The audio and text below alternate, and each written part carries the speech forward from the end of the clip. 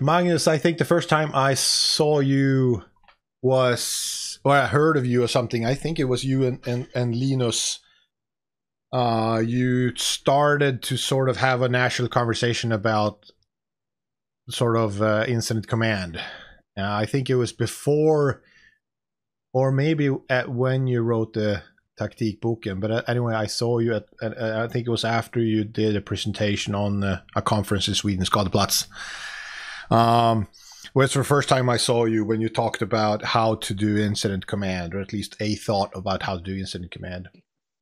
Yeah, and more specific incident command for structural fires. Yes, exactly. It was only about structural fires, which is the only thing that matters, really. The other stuff can someone else do. But you are, because I mean you said some interesting things, despite the fact that you're a fire protection engineer, which we'll get to. But you started. Let's get to start. You started because you're from Sweden, but you work in Denmark, our one of our enemy countries. But you started as a fire protection engineer, or did you have any background before that in the fire service? Yeah, I had a short background as a firefighter. I worked on a shipyard in Sweden, and there we had a commercial diver,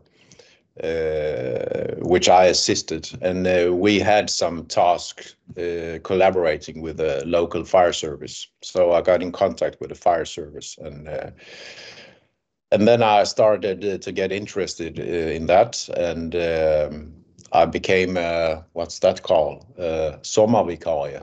Yeah, like apprentice during the summers. Proby during the summers. Yeah. Substitute and firefighters. Yeah, something like that. Yeah. And got interesting in the area of firefighting. Yeah. But I was also good in school, so for me it was pretty natural to also study to a fire engineer, because I had the ability to do it. So I did that alongside working extra as a firefighter, extra firefighter, stuff like that. So a short background as a firefighter. So that would be, you did your fire protection engineer in Lund? Yeah, I did in the 90s. Yeah. Started in 94. And in 94, it was 3 years of together with the risk engineers, or was it separate? No, the risk engineer wasn't started at that time. That wasn't started. Only fire engineering. The education got prolonged, so we had some parts with risk management and stuff like that. But the main subject was fire engineering, fire dynamics, and stuff like that. Those 3 first years, was there any content then directed towards firefighting on the fire service, or was it fire protection engineering? No, there's a pretty close connection to the firefighter, to the fire services. A lot of the tasks we did during the education, we did together with the fire services, the local fire services. Fire analysis, test regarding extinguishing materials and stuff like that. There was a huge collaboration with the local fire services. And then, and you also, as a part of the fire engineering education, you had a summer where you worked as a firefighter at the fire service. You got a short firefighter education in, I think it was 3 weeks or something. And then the rest of the summer, you worked in a shift on a fire station. I think they still do that, actually. Maybe it's a little bit shorter, but I think they still do that as a part of the education. If it is, it's great. I mean, the cross-pollination to understand a little about what the problems are for firefighting in terms of building construction and so on. Yeah, I think there are some connections still, but as you mentioned, the risk management, risk analysis area has grown. Yeah. So I think that's the huge part today of the education. Back in the days, it was more fire engineer. That was the main focus, main objective. And then was it still Ruben, the extra year in the end for geared toward fire service? Was that the same back in the 90s? Yeah. Yeah, first you studied 3.5 years at the university, and then it was 1 year in Revinge at the MSB's college to become a incident commander. Yeah, so that would be command, but also how about basically how the fire service is run and those kind of things. Yes, I think it still is that way. If you are going to be a fire chief in Sweden, you have to have the fire engineer and the Ruben as education. I think it's still like that. I would say most fire chiefs are fire protection engineers, but it's not a requirement. You can go to MSB and read, because there are fire chiefs that doesn't have the fire protection in your background, but I would guess most major departments definitely are fire protection engineers, and most smaller departments too, I would guess. Yeah. I think you're. Yeah, I think you have a better insight than I have in that area. No. I think that most of them are, but it's not a requirement. You can go there. There's the Räddningsledning C and so on. It's the senior courses. I think you might have to take, or at least they have that to become fire chiefs. But yes, so Sweden, for those who don't know, Sweden has a lateral system where a lot of the senior officers come in laterally from the fire protection year program, but that it's not excluded that you can go all the way from firefighter to fire chief also, even though it's not very common for firefighters to become fire chiefs, at least not in major departments. So it's sort of like more common. I think it's more common today than when I started in the fire service. It might be, yeah, it might be. And was that ladder system was in place probably 20 years before you started, right? Fire protection engineering program wasn't that in the 70s or something? It started? Yeah, but it from the start it wasn't a university education. No, not maybe. It was up in Stockholm on they call it Svetsarvägen. Yeah. So I think maybe 10 years before I started, or something like that. It started on the university in Lund. Yeah. So it's a pretty new education compared to many of the other engineering and stuff like that. And it's also a pretty new science. Yeah, definitely. Yeah. Definitely. I think that you noticed when you studied, and I think that it was a strength because there were no area where there were one way to do it. There was also always 2 or 3 or 4 ways to do it, and you had to know the pros and cons of every method. And I think that was a strength. That you didn't have just one solution to calculate something or to analyze something. You had to have a critical mind. For me, that's a big thing. I have even today. I use a lot of that in my work. The critical mind. Yeah, that for sure is helpful. But I want to go back because you graduated and then you graduated from the last part of the training. What was your first job? Copenhagen. Oh, you went to Copenhagen straight away? Yeah. Was that with the intention or just happened by accident? It just happened by accident. Actually, I already had a job in Sweden that I got before I was finished, maybe a couple of months before I was finished. And then I think there were maybe 2 weeks left of the education. I got contacted by Copenhagen Fire Brigade.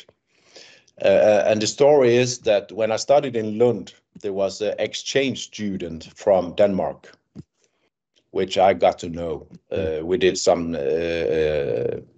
tasks together, and we got to know each other. And he didn't study the RUB year in Revinge. So he got back to Copenhagen, and he got a job in Copenhagen Fire Brigade. And like 2 weeks before I finished, he called me. This is before cell phones and emails and stuff like that. Anyway, email was a new thing. Yeah. So he called me and said they were opening in Copenhagen if I was interested. Yeah. And of course, I was young at the moment. So I applied and I got the job. I think it took like 2 weeks, and all of a sudden I was in Copenhagen. And what was your first impression of the fire service in Copenhagen? Wow. That's a long story. Okay. Some ways I was impressed.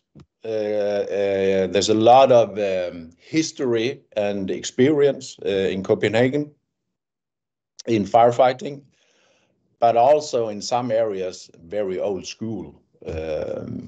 So I was both impressed, and in some areas I was shocked compared to the fire service in Sweden. At that time, the fire service in Sweden was well known international to be well educated and a lot of development in fire dynamics and tactics and stuff like that. So a lot of the Danish people looked up to the Swedish firefighter and fire engineers. And I think that was one reason I got the job in Copenhagen, because I couldn't speak Danish, not a word. Well, it is, for those who doesn't understand. It is speaking Swedish with food in your mouth. It's a large potato in your mouth, I would say. Yeah. And so it's a bit complicated to hear if they speak fast, but a lot of Danish and Swedish people can sort of understand each other. But if they talk fast, it's very hard. I think there's a lot of Swedish people north of Småland that doesn't understand the shit of Danish. No, especially if they're drunk and talking fast. Yeah. No, so you went to Denmark, and what was your first job in Denmark doing for the Copenhagen Fire Service? I became an incident commander immediately. Straight away. Actually, I'm the youngest incident commander in Copenhagen ever. Yeah. How old were you when you put your boots on the ground?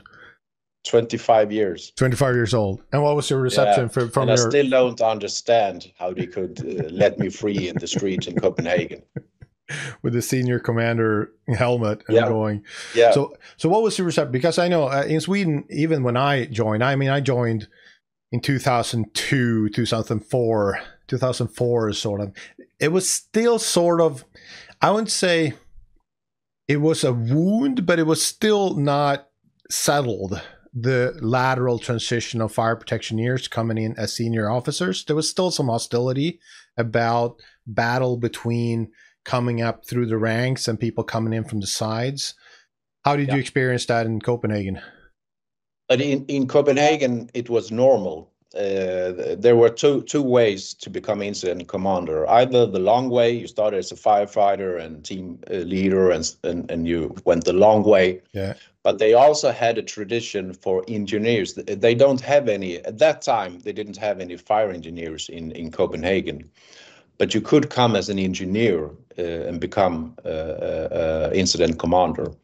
So a lot of my colleagues had a background as chemical engineers, civil engineers, and stuff like that. So it was normal. It was not a new thing to become an incident commander immediately. Yeah.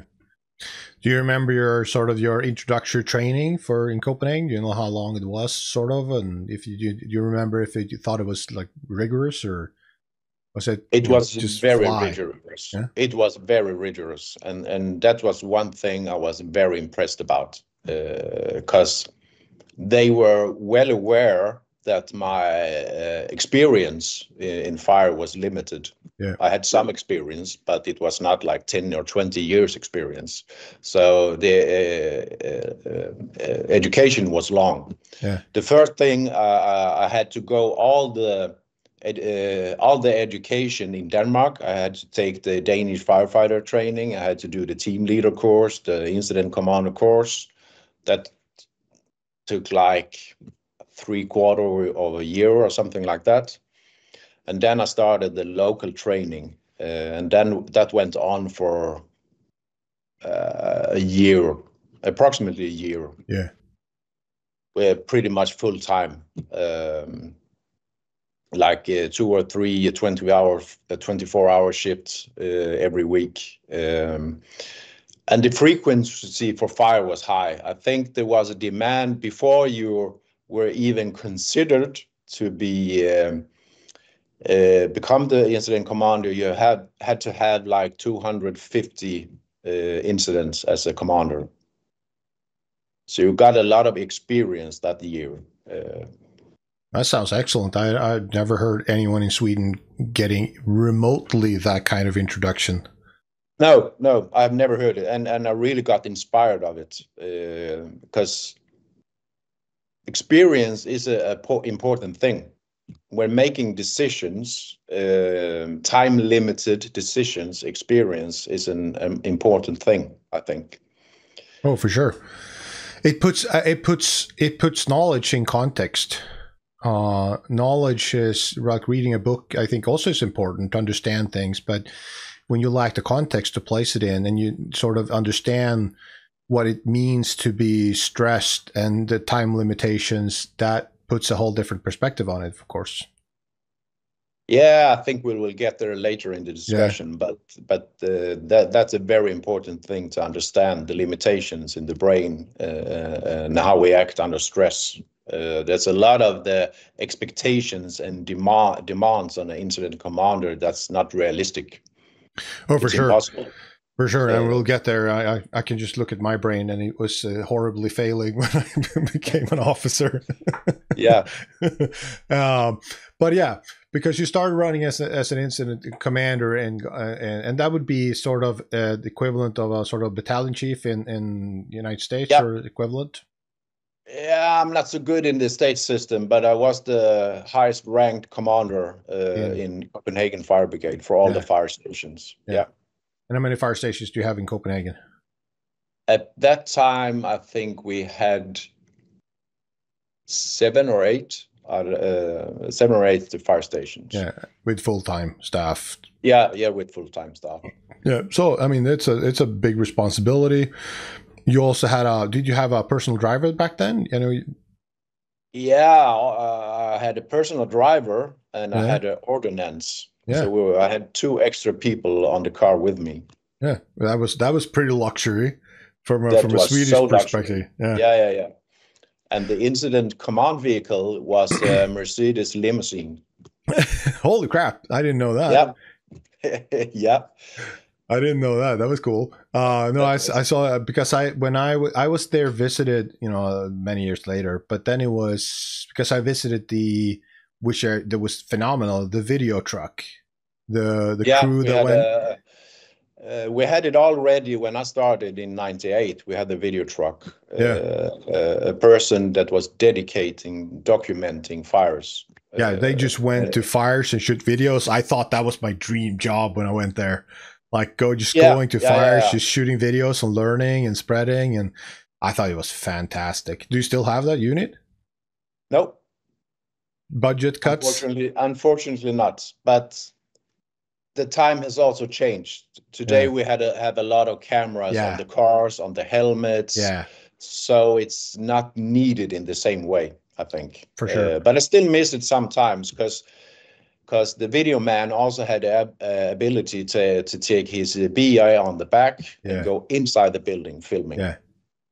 There we have a lack today. But everything outside is filmed by drones and cameras on the cars and stuff like that. So, but that part where he was able to go inside the building, I miss.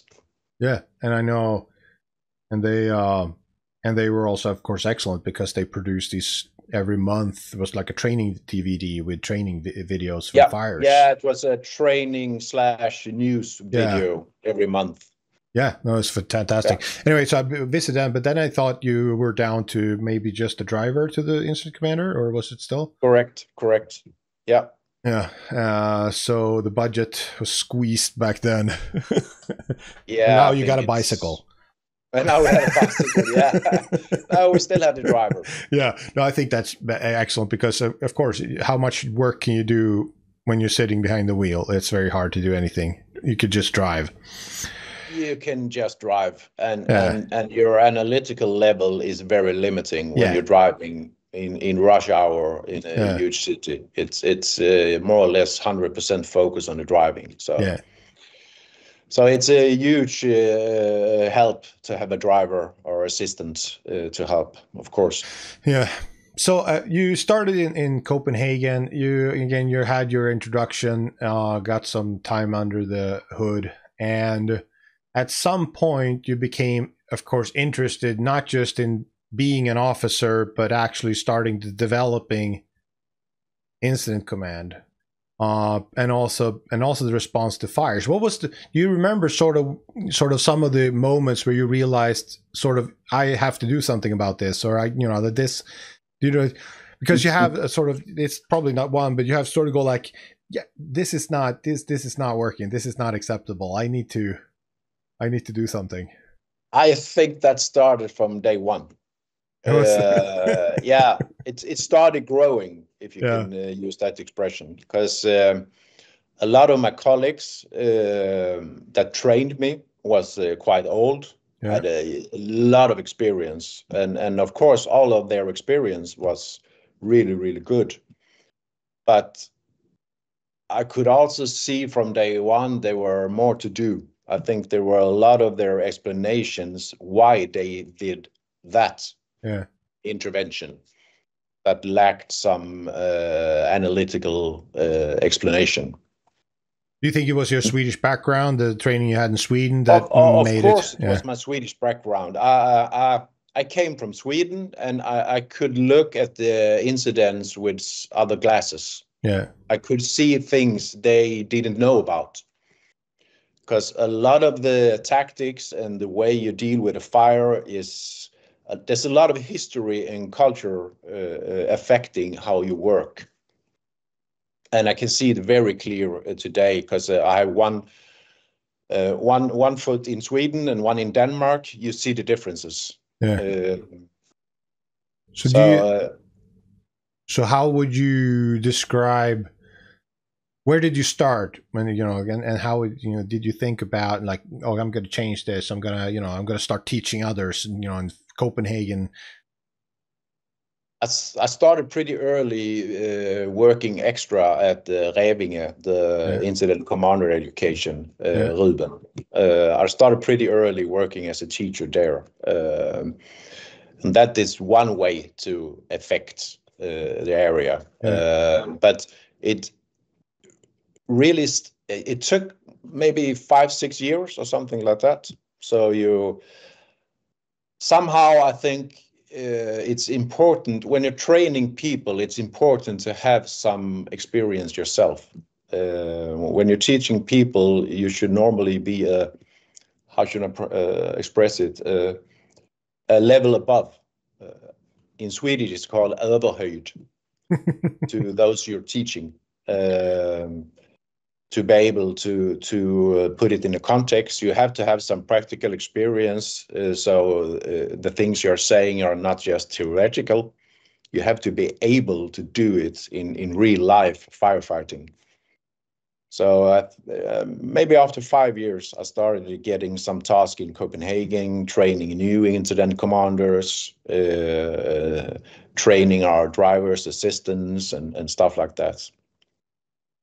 So if you go back to when that started happening, do you remember sort of some of the philosophies that you sort of were, philosophies and special skills, tactics that you especially thought we need to change this?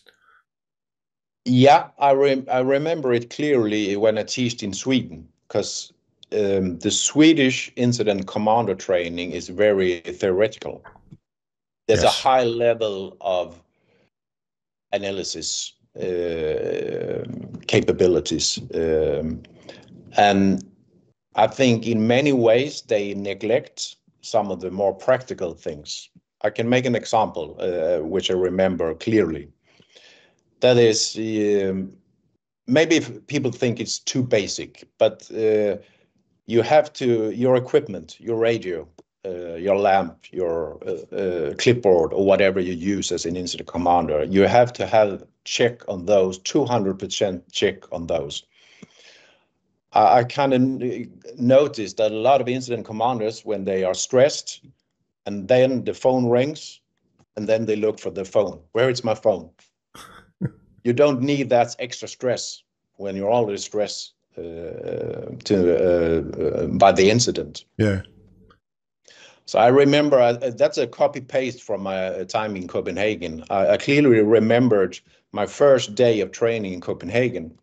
The whole 24 hour I had to go with my what's it called, Lamstel. Yeah, your bunker gear, your my bunker PPE. gear. Yeah, with my radio on, with my clipboard, with my cell phone, and everything. And my teacher, my instructor, he just called me up, and I should answer on the phone or I should answer on the radio. And the whole 24 hours, he just did those things. That's fantastic. I remember. And in the beginning, I was thinking, what the fuck? I'm a fire engineer. I want to talk about fire dynamics and tactics and stuff like that. But it was really back to basic. And that was a huge inspiration for me. And for me, it's kind of, this I learned later, but it's back to Kahneman's System 1 and System 2 in the brain. Yeah. All those things have to be System 1. You shouldn't think about where your pen is or where your clipboard is or where your radio is. It should be just automatic with System 1. So what do you think Sweden, and I always say that still continues to this day, why do you think Sweden has not put more emphasis on even those basic practical skills, but also other practical skills as a commander? Why do you think that is? That's a hard question, but I think it's not one reason. Of course, there's a lot of reasons, but as I remember it, this high frequency training, that you use in the army, for example, you train with your gas mask 100 times. Drill. On and off, on and off, on and off. That was when the fire service kind of took distance from the military. Yeah. Because way back, the fire service was more military than today. But then it got civil. The fire service got civil and took distance from the military. And then those kind of high frequency training was not allowed. I remember from my education that every incident is unique. We can't do it one way. We have to analyze every incident from themselves. And yeah, partly that's correct, but there's a lot of things that's your fundament you need to build on. You don't have to, you need to have high frequency. And I can see it today, the way we train. When we're doing some training, typically in the fire service, we go down to the training area. We train once. We do an apartment fire, for example. Yeah. We train once, we evaluate, then we go home. If you want to be good at it, you have to train it one time, evaluate, one more time so you can correct the things, evaluate a third time, and you have to train it until it's perfect. Then you go home. So you get the high frequency training. Because when you're going to do this to real incident, you don't have time. You're not so analytical as people think. You have to use a lot of your automatic system, your System 1. You have to use. So again, why do you think Sweden? Because you mentioned that, which I fully agree on, that this, which of course comes from a good place, the things we want to optimize, we want to analyze and optimize, choose the most optimal decision, and that is both on a firefighter level, crew commander, incident commander. It is emphasized on all levels in the Swedish education system. So where do you think that came from, and when did you sort of start to realize that, sort of, again, you mentioned that this doesn't really match reality? I realized it pretty quick, but the reason for it's very hard. Maybe it's because The Swedish fire service has always been very academic, if I can use that expression. Yeah. There's a huge foundation in the academic world, even today. If you look at the Swedish firefighter education today, it's pretty academic education. For sure. And of course, that's a good thing. On some level, yeah. On some levels, because now you have a paper that you're firefighters. Back in the days, you didn't have a paper, so some part of it is good, but it's still a very practical work, and you have to do it in a context that's very stressful, with pretty much no time to make the decisions. It had to be automated. What's it called? Automated. Automated in some way. And I think it's pretty similar to the military. They also have to act under stress, press, and they have making research on that for a lot of 100 years. And I think we should look more that way, how we train, how we educate our people, than the tradition we have in the fire service today. I wasn't there, but back in the very old days, there were a lot of more drill training, is it called in Swedish, high frequency training. You train until it was perfect. But somewhere along the way, that was not allowed. I don't know myself, but I do think, again, it came from a sense of we want to be good. And on a theoretical level, it's true that all fires are different. So if we want to be good and all fires are different, the need to optimize on a theoretical level is true.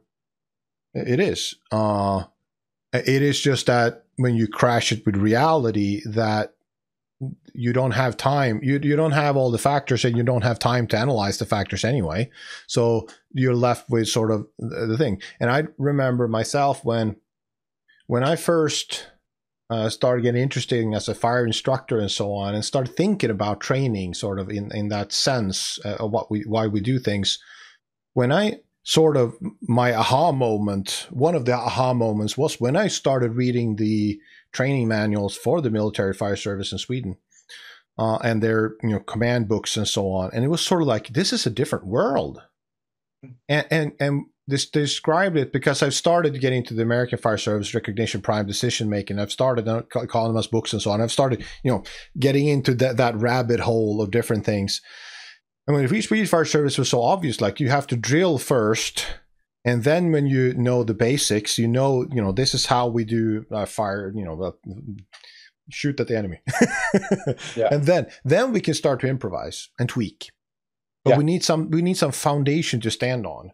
And I really go like, we do it the opposite. We go like this, we're not going to have a foundation.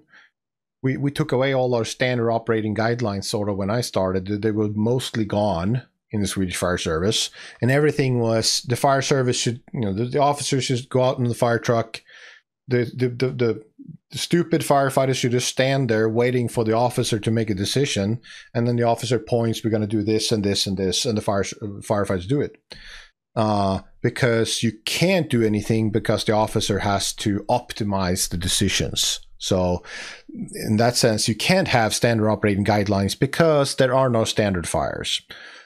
And to me, it was sort of an eye-opening, going like this, and it was before I became an officer myself. I just realized that the training piece was sort of like, this doesn't seem to add up. No, I totally agree. Sometimes I try to explain it that standard operating procedures are good. They are very good because that's the foundation, as you see. We have to be good at the standard operations, but the standard operation procedures, they are black and white, and we all know that the reality is not black and white. It's gray, so you have to be able to see where we are going to adjust the SOP. You have to have a lot of experience. Sometimes we have to tweak the SOP a little to the left, and sometimes a little to the right, and sometimes it's perfect. But you have to get some experience, high frequency training, and of course, real fires. But you have to get some experience when we're going to tweak it a little bit that way and that way. So if the foundation is the bottom of the pyramid, next level experience, and the top of the pyramid, that's leadership. You have to make decisions, because if you want to flex to the left and I want to flex to the right, somebody's got to take a decision. And that's not only commanders, that's also firefighters making small decisions. So on all levels, I can see this. You have the foundation in your SOPs, you have the experience, and then you have to have some kind of leadership taking decision. Do we go left or do we go right? So do you because you were standing there again, you're starting to dabble with training, and you saw kind of these things. These were sort of philosophy around what is realistically of a fire, for instance, incident commander, and the need for drill training basics. In terms of how you actually did firefighting, was it also that you started sort of trying to address changes there too? Or did you just stuck with command it's first? For sure, I've tried a lot of new things in real fires, and sometimes it was good, but I also have a lot of mistakes, a lot of mistakes to learn from. Yeah, you have to be pretty brave to take decisions to use a different tactics and stuff like that on a real incident. Because if you fail, people shoot you. If it's a success, they celebrate you. That's the game of an incident commander or a team leader, whatever. That's if you don't like that, I don't think you should be an incident commander or a team leader. You have to be brave. And do we have brave incident commanders in general? I think that's a hard question. Of course, we have brave commanders, but I think that's one of the biggest limitations in commanding. I think in general. I think, and that's nothing you learn. Somehow you need to have that from the start, being brave. I think it's a big part of this is also the culture of the fire service you end up in. Because I see one thing. I mean, I see a lot of problems with Sweden and so on, but when I look at one thing, I really think we did good was the sort of no blame mentality that I think sort of exists. I mean, there's of course protection of each other. That's for sure. We are humans, and people don't want generally conflict and so on. There's outliers that might point you in the stomach and go be uncomfortable. But when you look at some other cultures and legal systems where you might be, as an incident commander, personally liable for things that happen, and you might be very much more alone in decisions. There's much more of a finding the bad leader. I think that Sweden, and I think Scandinavia overall, it seems like, is a little bit more forgiving in when you make mistakes. And I think that, I'm not saying it's perfect, not at all. But it's also that I think that the ability to be brave, to try things, I think is pretty high, even though we might consider it low where we are. But seeing a lot of other cultures, I rarely see scared people in Sweden of taking uncomfortable decisions on the fire ground. But I might be, that's just my impression of it. I don't know if you share it or if you feel that that's still a problem. Yeah, you're lifting it to a higher level than, and I meant because okay. I think you're right. I think you're right. Still, pretty much, there's a no blame culture in Swedish fire services. Yeah, I agree. I meant more on a personal level. You when you're becoming a commander, team leader, commander, you need to be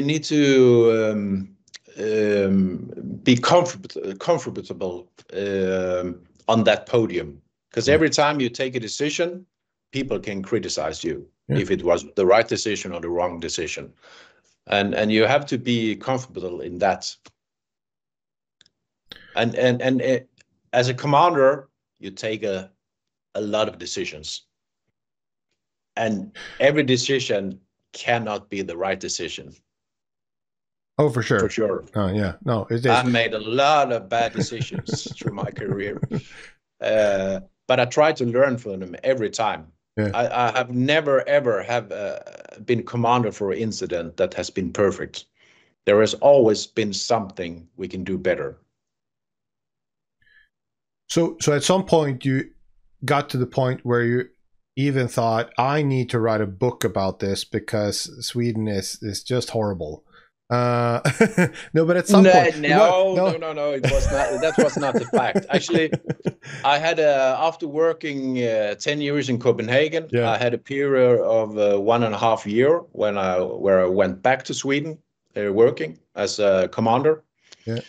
And during that time, we had a huge roof fire in Malmö where I worked. Vad heter potatisåkern? Yeah. Potato field. Land. Fields, something like that. That was the area in Sweden, in the city. Yeah. And that incident, that fire was important for me as a person. A long story short, it started like a small fire above an apartment, and it ended with a huge roof fire, and a lot of people got homeless for several years and stuff like that. The consequences was not good. It's a big apartment complex. Yeah, a big apartment complex in the better areas of Malmö, and the whole building was, if it wasn't burned, it was damaged from water. Yeah. And I remember in the morning after the fire, the TV journalist interviewed me live, and she asked me more or less, how could it become such a huge fire? And I remember I answered, it was a complex fire in a complex building, as an excuse. Yeah. And that answer have given a lot of thought afterwards. And today, if I was the journalist, I would have asked myself, okay, it was a complex fire in a complex building, but please, incident commander, can you then tell the viewers, if they have a complex fire in a complex building, what number should they call? Because I can see they shall not call 112. And so I made a lot of reflection for that, because we are supposed to be able to deal with complex fire in complex buildings. Then there's no others coming when we can't do it. Anyway, they took a decision in the fire brigade where I worked that we were going to evaluate the fire. And I remember already then, it's like, wow, they're going to evaluate it. What the fuck is this? And after a couple of weeks, there came an announcement. It's another fire brigade that's going to evaluate us. And then it was, what? How can they evaluate us? They're not as good as we are. and the time went a couple of more weeks, and then the announcement came that it was a fire brigade from Stockholm that was going to evaluate Malmö. It was like, what? but anyway, that evaluation process where there came another fire brigade looking at us, at me. That was really good process for myself. Yeah. Reflecting, getting some other views on how we did it, how we solved it. And actually that evaluation was the start of writing the book. Yeah. Because after that process, we saw that we lacked the foundation you mentioned before in commanding. In Sweden, we had no guidelines how to command. We had lots of theories. We had some theories, but we didn't have the SOP for commanding. Yeah, for sure. We didn't have a common language. Yeah. Every fire brigade called the parts of the commanding different things. Yeah. I think in Sweden there were at least 25 different words for team leader. Yeah, I know, this is a mess. It still is a mess, but it's a less of a mess. It's a less, because standardization. So the objective with the book was kind of making some SOP for incident commanding, some common language. And actually it was another very theoretical book. The thing we did, that we looked on a lot of incidents, both our own and other incidents, and we asked ourselves, why did this incident go good? What's the reason it became a good incident? Yeah. And the bad ones, of course, we looked as well. And then we wrote it down on a whiteboard, and we couldn't see a pattern of decisions or processes you had to go through during an incident in commanding. And that's formed to a model for incident commanding. Yeah. So it was pretty much an empirical process, not a theoretical process. And that was the start of the book. And that you wrote together with Linus. You met Linus in Malmö? Yeah, I met Linus. Actually, he was my chief in Malmö. Yeah. Because he's also a challenging guy who likes to challenge the system and conventional thinking and so on. Yeah, but I'm also a challenging guy, and actually the reason for writing the book was that we didn't agree. He had a 10 years experience from Malmö. I had 10 years experience from Copenhagen, and we didn't agree. Yeah. And that was the reason we started discussing, filling whiteboard after whiteboard after whiteboard. And when filling like 10 whiteboards with discussions, we said, somebody has to write a book about this. And we did. Find the common grounds where you seem to like that. And we are still discussing, for sure. Yeah. So because taktikboken, which was the word, and it started to, and it's pretty much implemented, I would say, in the Swedish fire service, more or less, like as a tool. Yeah, unofficially. Yeah, unofficial. Yeah, no official. Yeah, absolutely no official. I don't think even. Did we get it at Leading B, or was it? Yeah, I think so, but I don't think it was sort of official. No, because it's not, but because there's some philosophy differences in how to command and so on, and the view on command. And I think we still have from MSB, we still have the optimize for the moment attitude going through all the ranks still, and I'm trying to fight that with what I do on the side, just like you did from the side, going like here's an alternative view on how to do things. Now you wrote that book about sort of that process about this is incident command, and then of course you continued to do training, trying to improve what you saw deficiencies in command. But at some point, you mentioned to Lars Nelson, which is a great fire instructor for MSB, which is the reason really why a couple of years ago something, and it stuck me still. Then I said, I need to talk to Magnus. But it never really came to pass.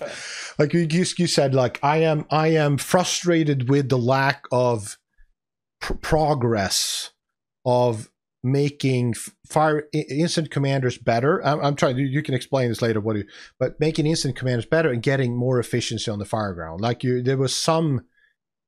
I've been doing this for 20 years. There's something here that is not working. Like, was that a true reflection of what you said to Lasse or something along those lines? It's pretty much correct. Yeah.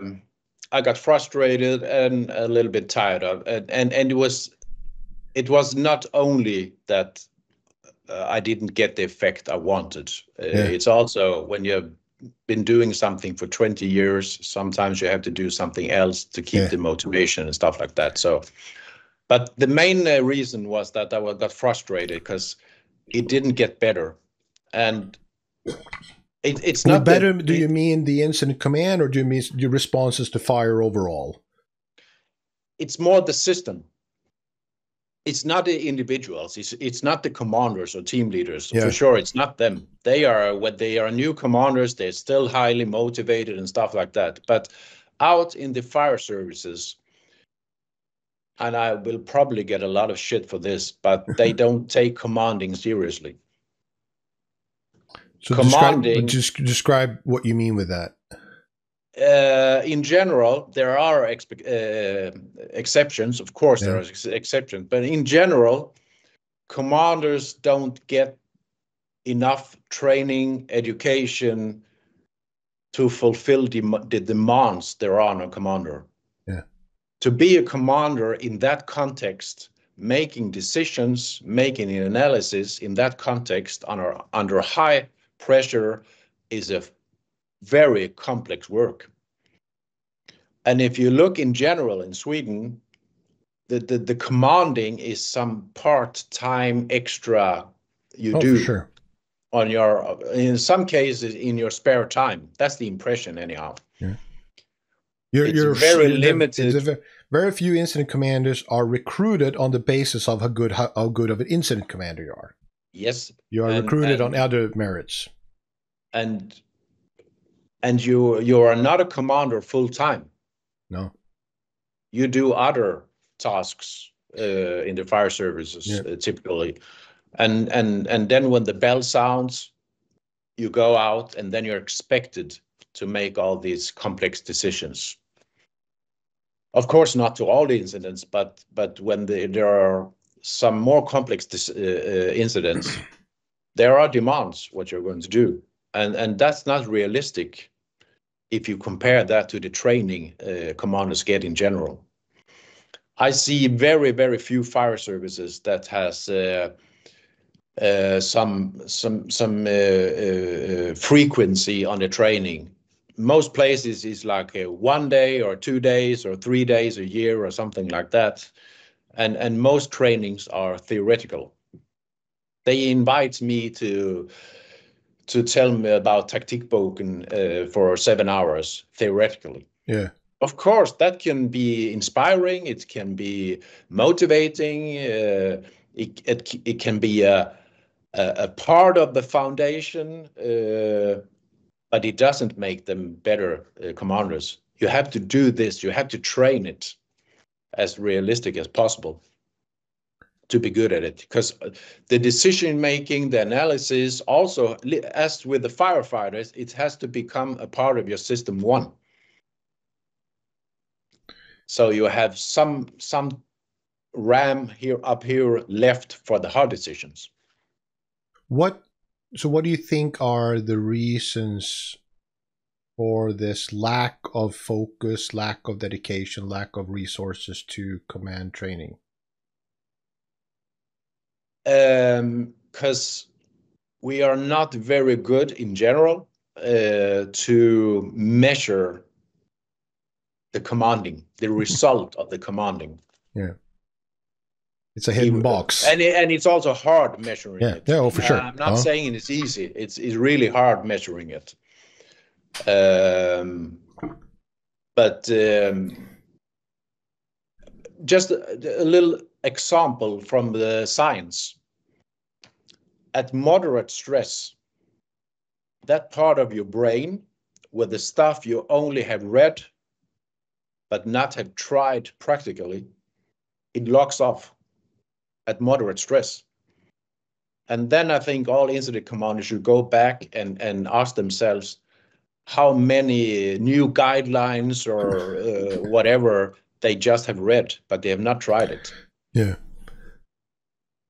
I have, during my career, I also had the possibility to evaluate a lot of incidents. And it's a lot of times we ask us, hey, we have changed that guidelines. Why didn't they follow it?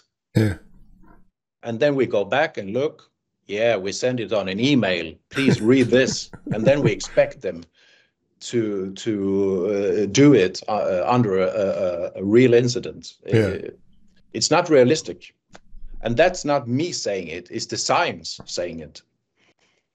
So I think there's a lack of, in incident commanding, looking at these more soft parts, like how the brain, how we make this decision making. And there are a lot of science about it, a lot of writings, books about it that tell us how the brain works. But it's like, no, we don't want to read that, because then commanders should train every day to be able to it. So it's a typical problem in the fire service. It's resources, money. Yeah, I mean, if the commanders themselves are not arguing for it because they really feel that they are lacking, it's very hard for, even if you want to dedicate resources to it. Like it's sort of, it doesn't seem to be a problem. Yeah. Let's put it elsewhere, because there's always need somewhere to put the resources. It's a common problem. Look at the firefighters. In the Swedish legislation, the demand on a firefighter is 2 hot trainings and 2 cold trainings. Yeah, each year. Yeah. Each year. How many fire services give their firefighters more training than that? Not many when it comes to the expensive parts. No. And if the legislation said 1 hot and 1 cold, I think the training would be 1 hot and 1 cold training. There would be for sure a lot of departments, especially part-time, that would do that. So the ambition is not that high, but the expectations are really high when the fire is there. So I want to hear your thoughts on this, because when I became an officer, and also when I started doing more training and so on, and also a little bit about, I was always focused on the firefighter stuff, and I still am. That's my main goal. But I, sort of by necessity slid into at least crew commander stuff, because they're, of course, heavily involved in choosing tactics and so on. But when I started doing that, and we did drills with incident commanders, I was having huge problems with giving feedback to incident commanders. It was about culture, and they were very reluctant of taking feedback, especially for me at the beginning when I wasn't a senior officer. I wouldn't say it became much easier when I became a battalion chief or senior officer, but it's a little bit easier. It was just with rank. But what I realized was that they always had an out. When I said, if we had a discussion about which tactic they used, they always had answers for it. They always rationalized in the evaluations afterward why they did. I interpreted it this way, and therefore I did this. So it's very hard to have a discussion, because they always had sort of a correct answer, at least to them, the correct answer, and it was very hard to get around that.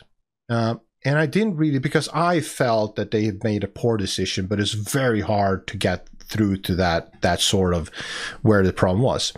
And it was half by chance, but I remember I did a drill where the incident commander, before the drill, there was 2 companies, 2 crews. They're going to do an incident, like 2 apartments, fire in one, search and rescue in the other one. But we took I took the battalion chief, incident commander, on the side, and we went to the whiteboard before the training. And I gave them the entire layout of the building, gave them the situation, and I gave them what I thought was the optimal solution. You put this crew here, you do this and this and this. There will be a guy here in this room. They will trap all the details. It was a fully laid out, and I gave them the plan. And everyone, because I'm a fairly good instructor, so everyone bought the plan. So they agreed that this plan is sound, it's good, it makes sense. This is what we're going to do. And then the incident commander's job was to get the crews to do this. And the crews didn't know anything. So the incident commander had all the details. They had the plan. They just had to execute it. And generally, it always failed badly. The first thing I realized, I want to expand on this also, because I realized me when I became an officer, really, there's a big difference on making the plan and making the plan happen. There's two different skill sets. I would separate them.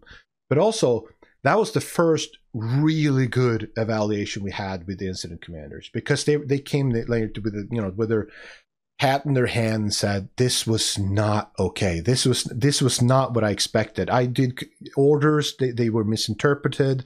I got the wrong information. I didn't follow up. I assumed this would happen. It didn't. There was so many things. And now they couldn't say, I always made the right decisions, because it was the first time they didn't have a natural out for themselves and towards me.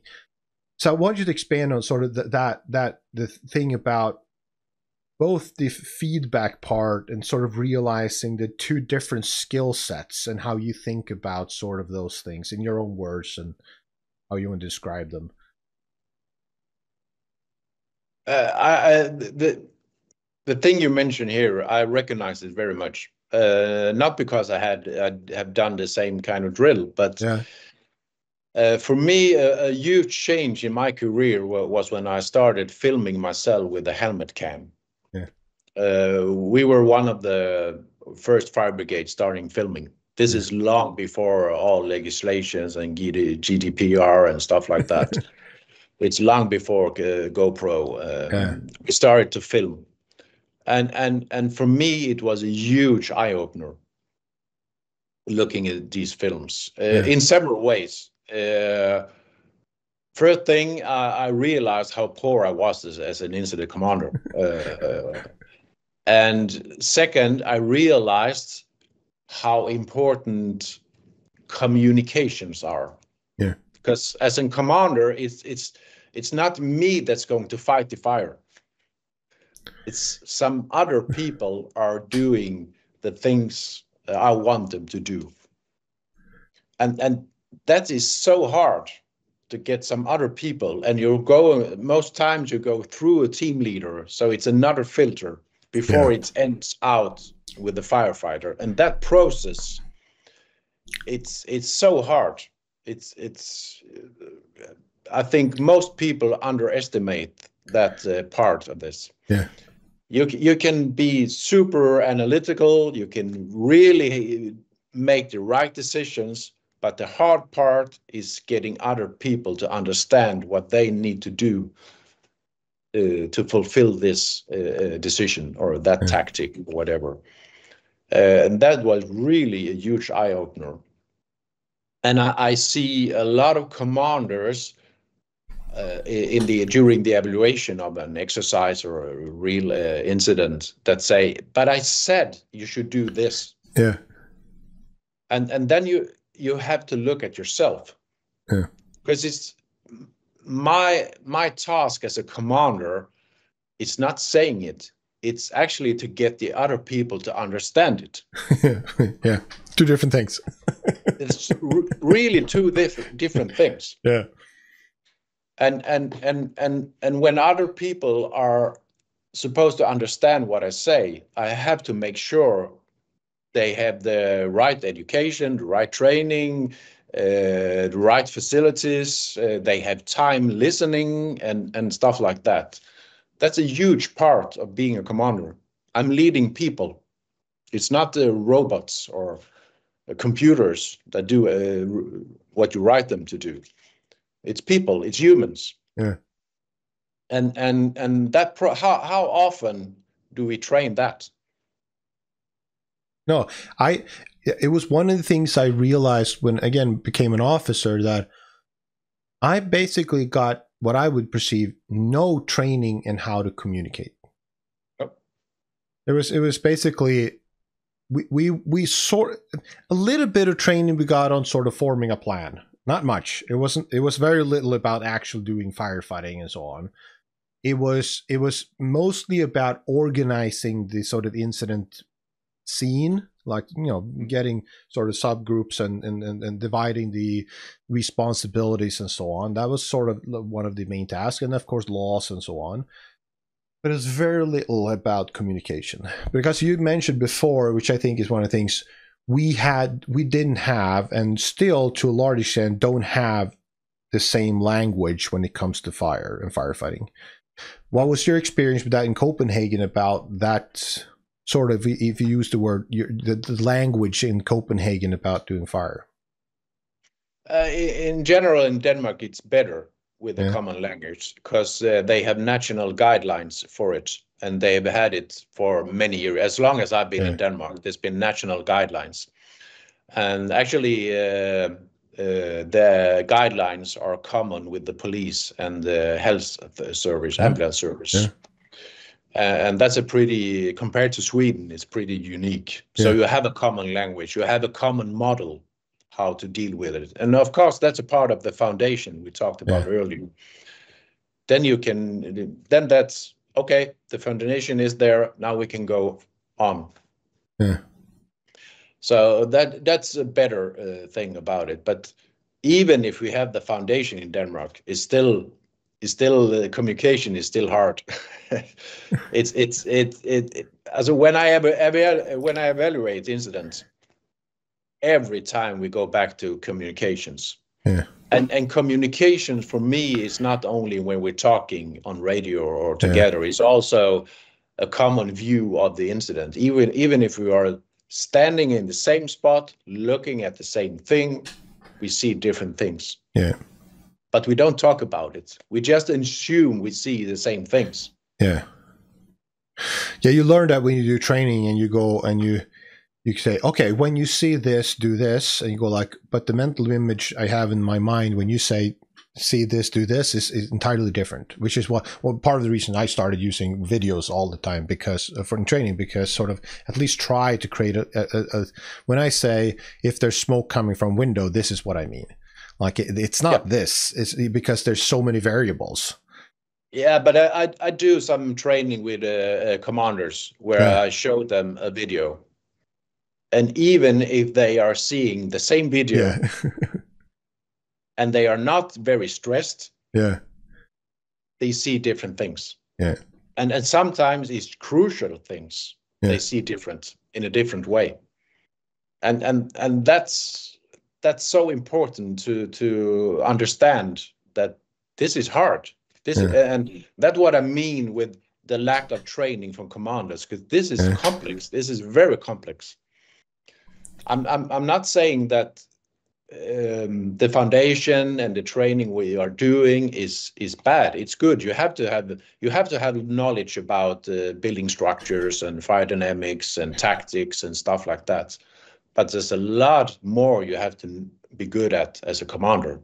The more soft parts, the communication parts and stuff like that.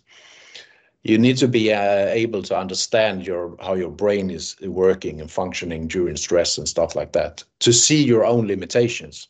No, I said, when I realized there was a difference between, and I used to sort of, when I think about it, building a plan and executing the plan, I realized I'm very good at building a plan. Sort of, I'm analytical. I have a lot of knowledge about the bits and pieces to sort of make those decisions. But I was a very poor incident commander because of the lack of the latter. Because I just had way too little training and no time, and it wasn't really my focus either. Because I spent my time doing other things, training other stuff and so on. So it was a big eye opener for me also that. Some people may be good in one piece, but lacking in the other, and identifying that piece is also very important when you're trying to develop incident commanders. But I want to go back to sort of communication, because again, have a shared words of definitions and sort of, it gives you a head start. Of course, if we've decided in advance that if we say attic, this is what we mean. If we say potatisåkern, if we say how begränsningslinje, if we say we want to stop the fire here, and you give that order sort of to a sector chief or something that says, your job is to stop the fire in this, fire protection wall here. What does it mean? Does it mean make a big hole in front of it? Does it mean make a big hole behind it? Does it mean putting fog nail seal? Does it mean pulling ceiling from inside? What does it mean actually to do that? Like, because the word, the objective might be clear, but the objective doesn't give, because I think the one thing I would talk about is in Sweden, we were very focused on, of course, goals. You set the objective. And to me, I was always like, that's great. We want to have a shared objective. I have no problem with that. This part of the building should not burn. This could burn. Like these windows here, these apartments here, we don't want to get water damage in that. Great, we have goals. But that's not enough, because how you execute and how to achieve those goals is still going to make the difference between night and day. So how do you think about if we take the incident commander, and they set a goal when you're going to do this. Where do you think you draw the line where the incident commander's responsibilities for how you execute that should be? Like, is there a process to think about that? And that's a process I've given a lot of thoughts. I think where I am now, I like to, as a commander, I like to talk about effect. What effect do I want up there? Because my experience is every time I go into detail how I want it, it fails. And that's due to, I'm guessing. Yeah, you don't have all the bits and pieces. I'm standing on the street. I'm not on the roof. I can't see for 100% how the construction is and stuff like that. I'm guessing from the street. Sometimes I'm right, but I'm also wrong sometimes. So I try to be clear about the effect I want from the intervention. And then I discuss with the team leader how they could do it. But it's a discussion. And that's also due to which resources are available for doing it. We can't do an intervention we don't have the resources for. So what special kind of tools do they have, blah, blah, blah, and stuff like that. So it's a discussion. But I'm trying to be clear about the effect. And then I discuss with the team leader how they can do it. But the final decision is the team leader or the firefighters. And I try to communicate the effect all the way down to the firefighters, because it's the firefighters that are doing it. And if they are up on the roof doing what we discussed and they see, we don't get the effect Magnus wants, then they should be able to be constructive and say, okay, maybe we should do this instead. And then they can make me good by suggesting, we think we should do this instead. And probably they give me an offer I can't refuse. And I say, of course. Yeah. If you say you are going to do this, of course. If you mean it's better because the construction is not like I guessed from the street. Yeah. So for me, it's a process, but I also always try to be clear what effect I want. Because it's the effect I evaluate. When I'm standing on the street, I want to see the effect. I want to see the fire getting smaller or less smoke or whatever the effect is. That's where I am now. If you ask me in 5 years, maybe I've learned more. I don't know. But talking about goal or objectives to firefighters, I have no good experience with that. Personally, I can have a goal or objective, but sometimes I think it's very hard to make them to talk with a firefighter about it, because then it have to be very visual. They have to be able to see if we get the effect. Maybe it's a simple, but do the flame get smaller, or is there smoke on the other side of that? the firefighter needs to translate it to their language. So where I am now, I try to talk a lot about effect.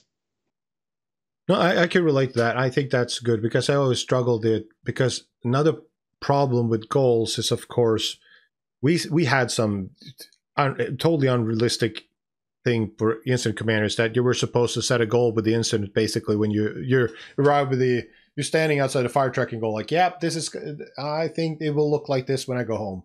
This is the goal. And you communicate that to the firefighters and they go, it doesn't tell you anything because in reality, what they stated was always, we're going to first rescue people, then we're going to save the building, and then we're going to save the environment. That was the goal in every training exercise because they couldn't be more specific because they didn't know anything. No. And it's very hard to set a goal if you don't know enough. And and the more you know, you change the goal all the time. Of course, and that's a natural process. Again, reality is not black and white. Reality is a grayscale, for sure. Yeah. So, but yeah, it depends. Sometimes it can be, I think sometimes it can be important to be clear about the objective. You mentioned before, that part of the building, it's gone. We're not going to use any resource on that. We're going to try to save that part. Yeah, don't drown it because then it's useless anyway. Yeah, but then again, effect. I want effect. Yeah, want effect. Yeah, but so you can also talk about anti-goals or anti-objectives. Yeah. I don't want any smoke over there, or I don't want any water there. But it's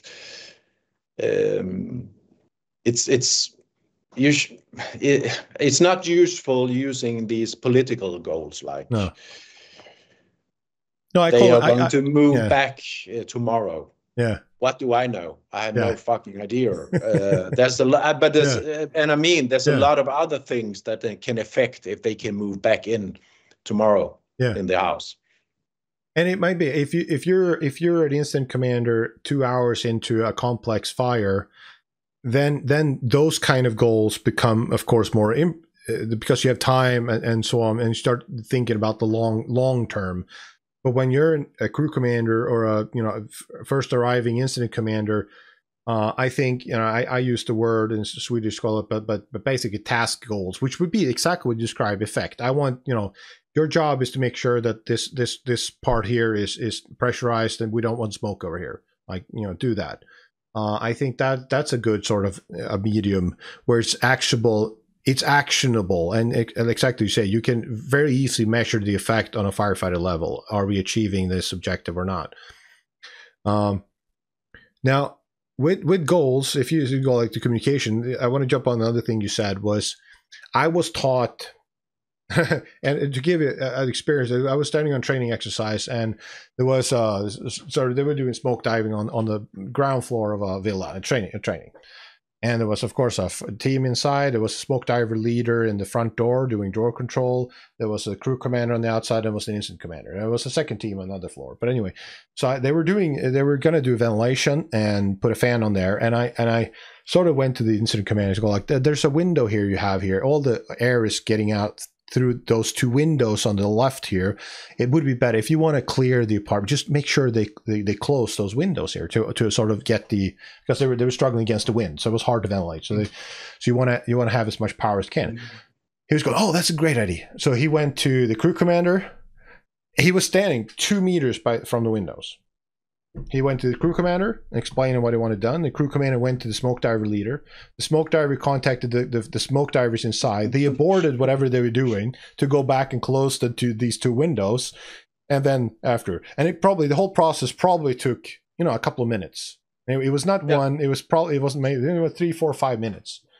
Yeah. And because of course they were basically, without even thinking about it, they were executing, basic chain of command. You shouldn't jump. The incident commander should never do anything because they're told only to stand back and so the incident commander can't go and close the windows for some reason, and you can't go straight to the smoke diver leader and tell it because then you're jumping over the crew commander. Talk to me about this communication about we call it in Sweden viskningsleken, you know, whisper, all the, which you mentioned, the hardship of interpreting the next level, and you tell one who's going to tell another one. Talk to me about your thoughts on this chain of command, getting everyone involved. Can I jump over and talk straight to the firefighters if I'm an incident commander? What are your thoughts on this? I would go over and close the windows myself, but that's another. yeah, but that's the thing, you know, like I want to talk like, how do you look at, you know, each because they talk about, you know, this is your domain, you shouldn't step into someone else's domain, and it's very sensitive in Sweden if you start messing with these philosophies about command. Is it still? Yeah. We have idols that go way back in books, in academic books, about how command should be done, and chain of command is still like those. Yeah, but again, it's the foundation. Yeah. And if you are going to explain this theoretical, it's much easier to draw straight lines from the commander to the team leader to the firefighters, and blah blah blah. Yeah. In reality, it never looks like that. It looks like. Yeah, but people don't want to train for reality. They want to train for the model. Yeah, but yeah, of course, again, back to the foundation. It's important to train the foundation, but that's not realistic, because that's not the reality. You have to be able to flex from the foundation. Otherwise, you will not be able to solve the task efficiently. So for me, the problem you're describing there, it's really important to get some kind of team. My point of view, my view on a commander and myself is, I'm not, of course, on the paper I'm a commander, but I'm facilitating the process. Of course, I have a responsibility. I'm the leader and in charge and stuff like that, but I'm facilitating it. And I think a huge part of this, it's you talked about objectives, goals before. Sometimes I used goals to give hope. Come on, guys, we can do it. We can really do it. You have to motivate. It's leadership. And leadership is not about telling people what they're going to do. It's getting them to understand what we are doing. The example you with the stair and the smoke you mentioned, I think there the incident commander should look at himself and say to himself, I haven't been good enough to communicate the effect I want. Because if the firefighters had a clear vision of the effect, no smoke on the stair or on that floor, they would by themselves close the window, because then they can see. But we have no in firefighting in general, we have no tradition for that. You do what you're told. It is. I have and we're gonna get. I want to get into like sort of this first 5 minutes of the incident, sort of, you know, where you have the most time restraints and so on, but we have this because when I started to fiddle with my model of a sort of, especially for crew commanders, because I think the crew commanders are sort of the most important part of every fire. Just look, if you have a good crew commander, they fix most things. If you have a bad one, they break everything. So I think they are sort of the, I would say, most important position on the fire ground. But when you look at the view, like on a Swedish firefighter, we have this very high regard of the firefighter's ability to think when they go inside a building. So because we have denigrated sort of other countries' models where the officers go inside and point, you should put water here, you should put water here. And that was sort of like, no, we have well-educated firefighters, they can think for themselves, and we give them the inside domain. I think that's a half flawed. I think we should have officers inside. That's my personal view, especially when we get, maybe not apartments, but when we get to more complex, I want to have officers inside. That gives a different perspective and so on, and commands from the inside. I think the Americans do a lot of good stuff about that. Or it's a pendulum, so you don't want to go too far. But yeah, so you want to have that. But what really struck me was when we started And when I started, of course, teaching more about, because we did training for firefighters, but basically from the door and in. It's sort of like command. We sort of, we don't do a lot of stuff on the outside. Maybe, put the hoses out and then go in. But it was never, putting water in from the outside, fog nails, cutting extinguishers, dry chem attacks. All these things were things we talked about and had tools for, but we didn't really train on it because we had our too hot and too colds. That was interior operations. So we only train on interior. But when I started to really trying to address that, I realized this philosophy about when the firefighters was outside, they were dummies that you need to point to. You couldn't take any own decisions. Yeah. But when they're inside, we thought then they were fully capable of doing everything themselves, and you just have to report out, and then we'll try to help you. Did you experience the same thing in Denmark about this? I would say disconnect about the ability a firefighter have to think and do stuff that they deem to be necessary. Not as clear as you describe it, but the thing you mentioned there is the reason I'm lately focusing on training firefighters and not commanders. Yeah. I want to get to that. He's really interesting. That's the reason, because there's several reasons for it. Number one thing, if the firefighters don't have the tactical understandings, then the team leader has to make all decisions, and then he or she become a bottleneck. Yeah, for sure. It's not possible executing that many decisions in that time frame. Yeah. 2 minutes or 3 minutes or 5 minutes. It's not possible. It's not human possible. Not with quality, anyhow. So you have to train your firefighters to understand this. So the team leader's task is not going into details. It's more like, you guys, you do focus on that. You guys, you focus on that. And you guys, you focus on that. Yeah. And then they know what to do and can themselves analyze, evaluate the effect, and they can by themselves decide in some part, is this tool or this tool the best tool? You want to give the firefighters more autonomy to make decisions. Yes, I've been to so many incidents where I'm, as a commander, I'm thinking, actually, we should do this, but it will take me half an hour explaining how to do it, and I don't have that time. Yeah.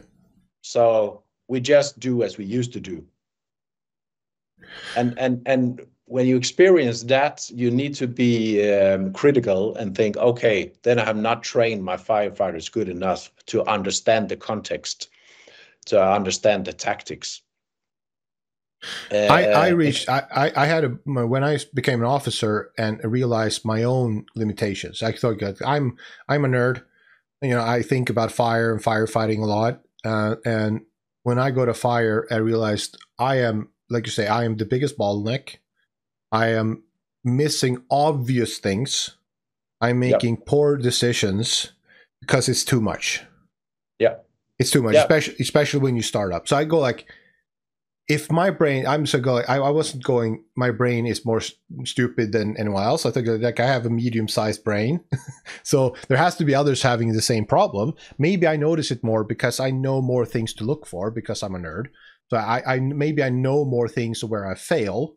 Like I could have done that better when I look at my helmet cam and I go like, holy crap, that's not clear communication. Make these obvious things. I remember going to a fire out in the countryside, and I went to my commander car and I stood there, and I started talking about radios about where the fire truck should position itself when they arrived 1 minute, 2 minutes, 3 minutes later, because I had a small truck. It was faster. After I go like, holy crap, I didn't even check if there's people inside. Because I was so focused on doing the things I was taught as a commander. It was early in my command days. I go like, holy crap, that's not even. I'm worse than a normal human being would go there. They train me not to look for people. So I realized this bottleneck, but then when I started to sort of play with the idea of how do I get, especially at startup, how do I create more autonomy for the firefighters so that they do more good stuff without, of course, bringing chaos. And when I mentioned it, sort of started playing with ideas to other officers, you see this big fear of my fellow officers in that case about losing control. Like, what was your reaction when you started thinking about, okay, so what is the solution? I need to make more firefighters more autonomous. What was the... Yeah. For me, it's back to, it's a lot of effects. Yeah. I need to command with effects. I want this effect. Yeah. And inside that part, they can be autonomous. What's it called? Autonomous. Autonoma. Yeah. Of course, they be that, but it shouldn't be chaos. They always have to have the mindset that I'm making them good and they are making me good. If I give them effect, objective, depending on the type of incident, they should be able to act within that objective, or that effect. Yeah, that's my point of view, and it all comes back to training. Because when you're in an incident, the time limit, the time frame is so short. It's more deciding, are we using that tool? And when with the tool, I mean, it could be a combination of tools. Are we using that tactic or that tactic? Because and the rest must be on a firefighter level. Again, I'm from the street. Even if I'm a team leader, I'm guessing from the street. I don't know for sure if it's like that or that or that. So it's more like commanding with effect or prioritization. First we do that, then we do this. It can also be first an outside effect on the fire, and then we go inside, whatever. Maybe it's a bad example, but that I think it's the most important role for a team leader or an incident commander, prioritizing. And you mentioned that to achieve that, training is such an important piece. But to expand on that, how you thought, so like why is training such an important piece of achieving autonomy in some productive way? Because they need to have they need to have an understanding of the whole. When you train firefighters, you train skills, personal skills. It's not often you train firefighters where the main focus is the result from the incident, as the outcome of the incident. It's very rare training firefighters at that level. During firefighter training in Sweden, for example, which I'm a part of, it's personal skills. Mostly it's personal skills. You did good there. You did good there. And it doesn't matter that much that 3 people died to the exercise. It's how you did. I think we need to be better to focus on the outcome of the incident instead of personal skills. Of course, you need to have some personal skills, but as we told earlier, it's not enough. Because to a real incident, we have to combine that skill with that skill, and they have to come right in time to get the right effect and stuff like that. It's pretty complex, actually. And back to general training with firefighters. Often when we train firefighters, we train that tool. We train with the ladder.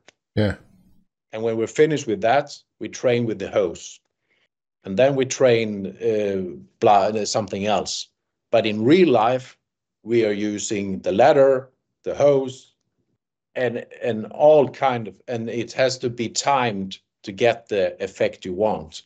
And that's pretty complex doing that. And I think it's too rare we train that.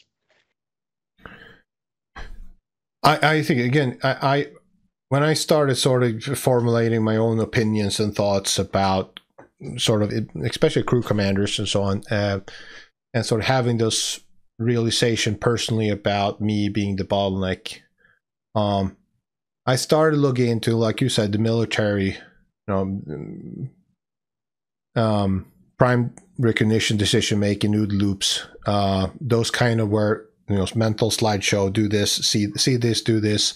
But also I looked into sort of the concepts of decentralized command versus centralized command, which is of course a big topic now, looking at, Ukraine and Russia and so on. And I was going like, and for me, if the connection between the military decentralizing, trying to decentralize sort of, Americans in the Iraq war, seeing that we need to push the decision making down because it's too fast. Things are happening too fast, and we can't. The time it takes to go back to a command and issue new orders is just too long. There's so many problems. So we need to decentralize, decision making. And for me, we'll go like that fits perfectly. It's just the time, the compression of time is so, and the lack of information is so high that we need to decentralize. And to me, it was like, well, we have for instance, in Sweden, AFS, and we have a framework for what the firefighters can do and cannot do inside a building, and that's where you train on. You train on inside that. That's your domain. You have basically full autonomy on the inside. We just need to more frameworks, on the outside. Like I said, if you want the effect of suppressing a fire through a window, if that's your job is to suppress that fire through that window. If you take and raise the aerial platform and do that with a cannon, that might be a problem because I want to use that for rescue. So it might be there's a goal. I said, like, okay, but if you want to use the ladder, you need to ask me, because otherwise you're creating roadblocks for something else, maybe. But if you take a lay flat hose from the fire truck and knock that fire down, and if I want to move the fire truck, I can just disconnect the hose and move it. 2 thumbs up. Choose a portable fire extinguisher, choose a CAFs or whatever tool you want, as long as you don't tie the fire truck down, maybe. And to me, it was like when I started talking about frameworks, where I think the effect you're trying to achieve, suppress the fire from outside, but also really including what not to do, like creating boundaries. You can't, like, if I say, oh, I want to clear the staircase of smoke. Okay, so how bad can the condition be inside the staircase before you should say, I should probably not go in there by myself?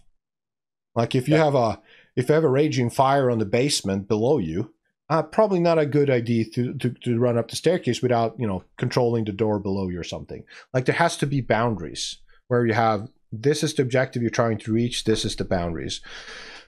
And I can't communicate those in real time, because there's too much to say. Oh, I want you to clear the staircase. But if there's a door below you, the fire appears to be at the base, but you have to close it. Like, it doesn't work. So that's where training. All those things have to be decided in advance. You have to be communicated in advance. This is what we expect of you, and it has to be trained in advance.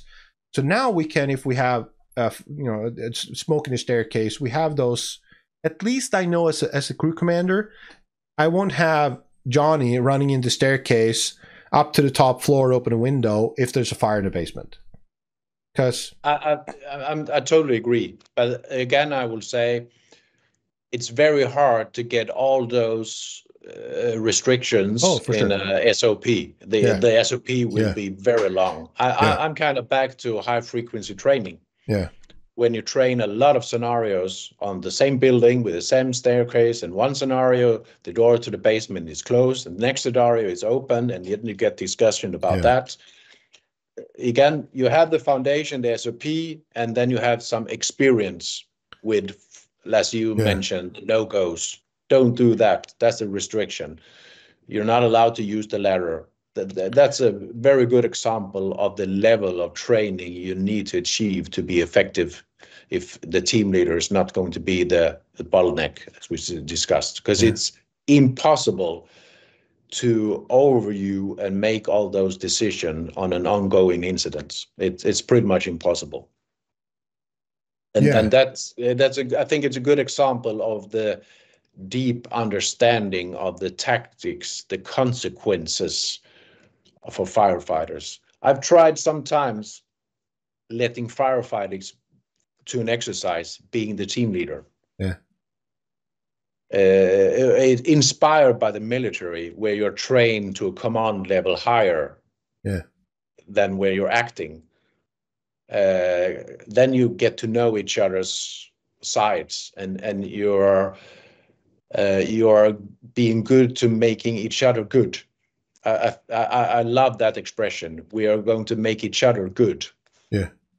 I want to make my team leader good, and the team leader wants to make me good, and the team leader wants to make the firefighters good. But the firefighter also have a task with making the team leader good. And if you were doing that, we need to be able to understand each other's function roles on the scene. But that requires training, and of course, we know that training is a limited resource. I mean, it could be less or more limited. Of course, that's reality. So, how do you write? Do you have any thoughts on? So you have an SOP. You write that, and if it comes too descriptive, well, I would say the UK is the world champions of descriptive standard operating procedures that become rules rather than guidelines. they are the world championship in that. Sweden is basically sort of on the other spectrum, where I think we have too few operating guidelines. There's too little foundations, little go on. How do you think about, because of course there's no sweet spot, but there is like, how do you notice when you have too little foundation, like guidelines, procedures, call them whatever you like, and how do you know that there's too much, too descriptive? That's a very hard question. I know, but that's what I'm asking you. Yeah, I wish I could answer that.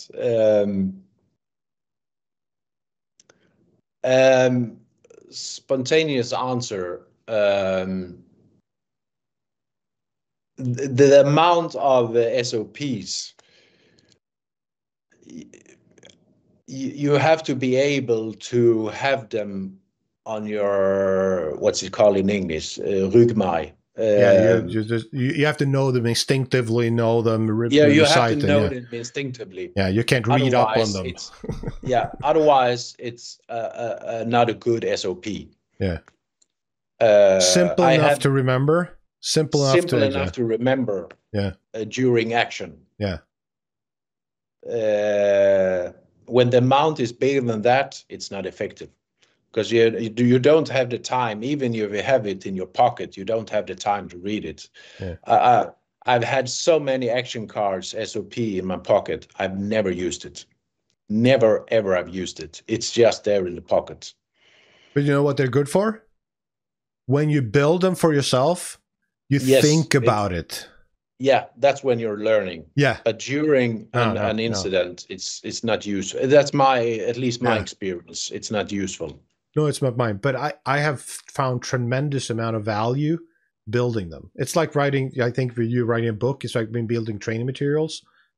Yeah. Making them is the most learning you could probably have. When you try to structure it, you think about it, you play with it, you sequence it and everything. Like, I know it's not going to look like this in reality, but I force me to think about, when would this item come before this? When would this, can I put them each other, or do you have to be them side by side? Is one more important? You have to weight them. So I think that's important.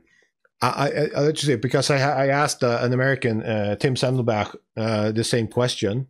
And he gave me what I thought was a really good answer. I'd see if you like it. He said, if you have a standard operating procedure and you end up breaking it more times than you follow it, then you know that it's too descriptive, because it creates it's become too generic, or it's too descriptive to sort of follow when you have reality. Yeah, I totally agree, and that's a good explanation, because when the going gets tough, that's actually when you need the SOPs the most. Yeah. Yeah, exactly. And if you're ending up breaking it every time you get in a critical situation, it's not a good SOP. Yeah. Then it's not a SOP that's found that has a foundation in reality. So that's a good expression explaining it, I must say. Yeah, it was to me. It was like, yeah, that makes a lot of sense. Like if you go too far on that side, on the other side is, I think, is also a hard, of course, to find a boundary. Where is it not enough? But it is, if you have chaos, if you find yourself trying to communicate too much and don't have time to communicate, you're probably on the side of you have too little, because there's too little to stand on, so you have to make it up on the spot. You know, firefighters don't know what to do. Okay, you need some kind of framework so they know what to do. If I say create draw a begränsningslinje, draw a protection line here at this fireball, and if nobody knows what that means, the SOP for doing that is probably needs some more descriptions. Okay. Yes.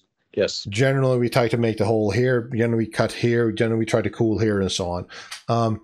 So I think that's a good thing. And I know from Sweden, I think we have way too little standard operating procedures for on all levels of aggregation through the incident command system, that we have to invent everything on the spot.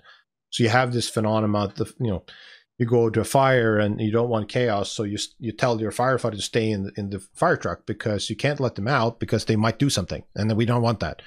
So you go out, maybe you bring like the smoke diver leader, and you go around the building, or you assess, and then you go, oh, now I have something to do, and you wave them up, and then, I want you to go in here, put the nozzle here, and so on.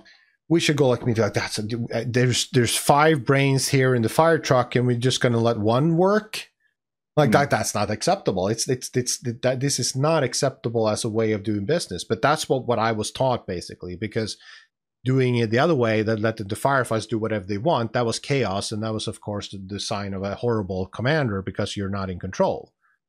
And I go like, there has to be something in between here. Like there has to. Yeah, but you know what the solution is. It's you have to quit the smoke dive leader.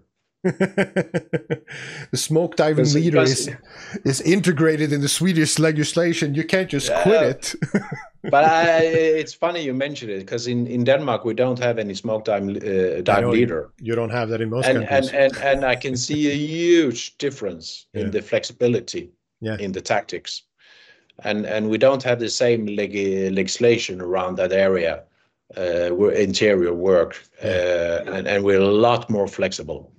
Yeah, no, I think I mean, now the Swedish legislation was came from nowhere, and nobody in the business had anything to do with this, but it was downsized. But generally the content is the same, but it was really downsized. But I'll go like, the fear has always been, if somebody start fingering on it, you would lose stuff that you want to keep, of course, but you would maybe gain other stuff. And I think because there are many things where I think that the legislation is too restrictive. In terms of what we can do. There's not more firefighters getting injured, or in worst case die in Denmark than in Sweden. No, I know. No, you can't. So back to your about the SOPs. Yeah.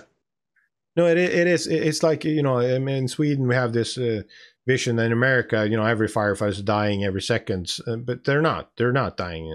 It's like, and they have their smoke diving without a hose line and so on. Which in Sweden would be like, oh, that's like, how could you? That's horrible. Go like, no, under the right circumstances is fine with the right training and so on. So we have this view of that. I remember it was a guy from a fire department in Sweden. They went to Russia, and he told me about the story. So they went to Russia on a Baden's rescue drill. So sort of this before, of course, the war and so on. This is probably 10 years ago. But basically a political thing. But they were invited to take part of a training exercise in Russia then, with firefighters from Russia and so on. And it started the training, and they had no idea what's going to happen. They were just standing there. It was a boom, big explosion in this sort of derelict hotel, and they blew the windows out. It was a big explosion, and they were like, "Yep, we have a fire here. We're gonna do Sweden. You have, you know, floor 7, whatever it might be." There's probably a lot of missing here, but anyway, so they started smoke diving on floor 7, and Swedish legislation, you want to need a hose line, which is, you know, fairly slow. And if you're going to search, you know, long hallways with, you know, it takes forever. And they were doing smoke diving there, and there was real fire. There was real smoke and real fire, and they were going like, "Holy crap, this is for real." So after a while, they was starting. He was telling me it was started running. You know, there was firefighters running beside them. And they go like, "Who are these?" You know, they no one told them anything, and it was the Russian firefighters running in, because there were live victims in there, and they were starting having troubles because there was live fire, because they did not anticipate the Swedish fire service so slow, so they were starting to become problems. And yeah, for Swedish perspective, it was like horrible. You have to tell us that they're live victims. They had no idea, and so on. Of course, many things that we would think are strange, but the outcome was, you know, it is slow. It's slow to bring a hose line, and you go like, okay, so is it really needed all the time to have a hose line if it's smoke? Is it never okay to let go of the hose line, even after you suppress the fire? Like, so you start having this question, but that has been sort of basically non grata for as long as I've been working it, to even question it, because it's been synonymous. Because if you start to pull apart this, it's not safe. I'm totally agree, and I think it's an evidence of how much history and culture affect how we work. Because it's not facts. There's not more firefighters dying in Denmark than in Sweden. And certainly not to just justifying specific points. It might be, you know, for other reasons, but, you know, like there's not a clear-cut case to saying that, you know, for instance, if you don't have a smoke diver leader, you know, that's dangerous. Or if you have a 25 millimeter hose line instead of a 42, that's directly linked to danger and so on. It's very hard to make those cases. Yeah.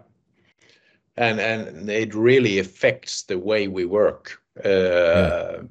It's at the moment I'm discussing a lot with the Swedish fire services about hose lines, how if it's going to be 42 millimeter or 25 millimeters and stuff like that. And a lot of fire services in Sweden, they are so afraid using smaller hoses. Yeah. Because they say we need the water. Yeah. And then I say, maybe I have had 1,000 apartment fires during my career. Yeah. I have never, ever had an apartment fire that we couldn't put out with a 25 millimeter. Yeah. No, there's definitely a discussion there to be had about what's done. And I'm trying to get the schools to try out the tapered line, at least. So, and they're actually doing it right now, I think, with 5 meters of 25 and then 38 and then 42 to create maneuverability, but maintain a sort of high flow. And that's a separate discussion. But, you know, since I switched to doing straight stream rather than the pulsing and fog and everything, I just do straight stream gas cooling like the Americans. I do believe that high flow is important, not because of straight stream, because it just cools faster, and faster is better. That not saying it's needed for property conservation. That's a whole different thing. But yeah, but those things are, I think, I'm positively surprised about how easy it is to drive change in Sweden still. Like a topic like that, a lot of Swedish departments are switching to straight streams, have switched or are in the process of switching to straight stream. I would have never thought that was possible 10 years ago. First off, 10 years ago, I wouldn't even like it to happen. I would have gone like, oh, holy crap, are you stupid? But I'm pleasantly surprised that it was possible to make those changes happening. Now, some disagree that I'm going back to before Rosander and go like, this is, you're making something worse. But I'm surprised that it is possible to change. So I'm hopeful also on those things about culture being, you know, I want to have officers going inside more. I want to get, you know, on the crew commanders. I want the air packs back on the crew commanders. That's one of the things I'm going to fight for the coming years. I think culture change that to make not an apartment fire, you know, that thing, but on a maybe bigger house, and especially like if you have commercial, industrial, I want the officer to go inside, look what's happening, evaluate, guide the teams, because they have a different perspective. And when they go outside, in some way, I agree. We've been for a few years on some engines. We are working with two team leaders on the engine, so they have the ability to have one team leader down on the street talking with the incident commander, and one team leader on the floor or whatever, the fire floor, fire floor, and we have a really good effect of it due to the communications. So I can understand that. But if you're a fire team, if you have two firefighters, you are fully occupied on the task you have. To evaluate if that's a task that's really important, it's not really in your scope or possible to be in your scope. And if you're standing out on the street, you don't really have that ability either. Are we doing the right thing? But if you have a commander on the inside, which get views go like, maybe we shouldn't be doing this. Maybe we need a second team. Maybe we need a bigger host line. Maybe we need a smaller host line. Maybe we shouldn't have a host line at all. They can make those assessments on a level that the firefighters cannot. Not because they're firefighters, because they're busy. They have a task that they're trying. Course. And also maybe they are talking the same language. It's my experience. When you have a team leader on the floor and one on the street, they talk the same language. They think the same way. They can understand what the information is critical to get down to the street. But if you're only one team leader and you work on the floor, that's pretty much how it was when I started in Copenhagen. I think that's problematic. That's a problem for the incident commander, because then the incident commander on the stream doesn't know what happens. No, I think there is a happy medium. Pros and cons with both systems. But if you have the ability to have a team leader on the floor and one on the street, I have really good experience with that from the same engine. No, I think you have to. I think that outside command, sort of outside team leader, is the first priority, because you need that situation awareness. You need control. Nice responding. But like a lot of American fire services have, when the first arriving crew commander, captain, they resume command. And then the firefighters go inside. But as soon as the next captain comes, the first captain goes inside, resumes inside command, basically, and the other ones resume incident command. Sort of like you because then you get that natural transition. I think that's a great system that some department, America works differently in different places, and I don't say it, I know them all, but I really like that philosophy. So I'm trying to bring that again on an apartment. I don't see the real value for it. Maybe it's if it's a multiple apartments, you're on the fire floor, great. But anything more complex, like I remember so many times.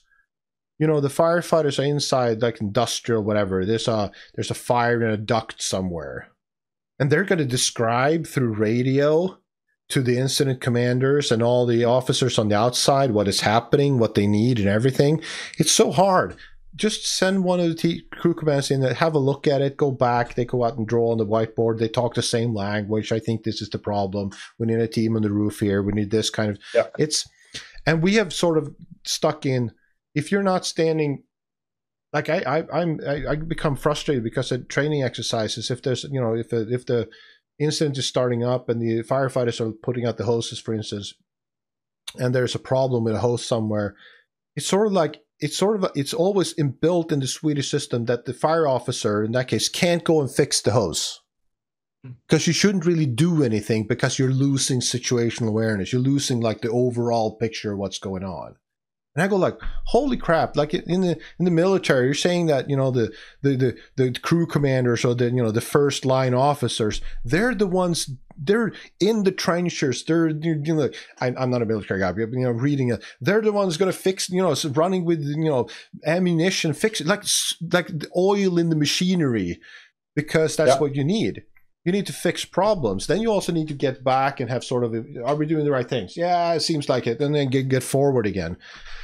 I don't know. Do you see the difference between how that role is done in Denmark to Sweden, or do Denmark also have fairly passive team leaders or crew commanders or whatever you want to call them? As I mentioned, when I started in Copenhagen, like 25 years ago, we had very active team leaders. Yeah.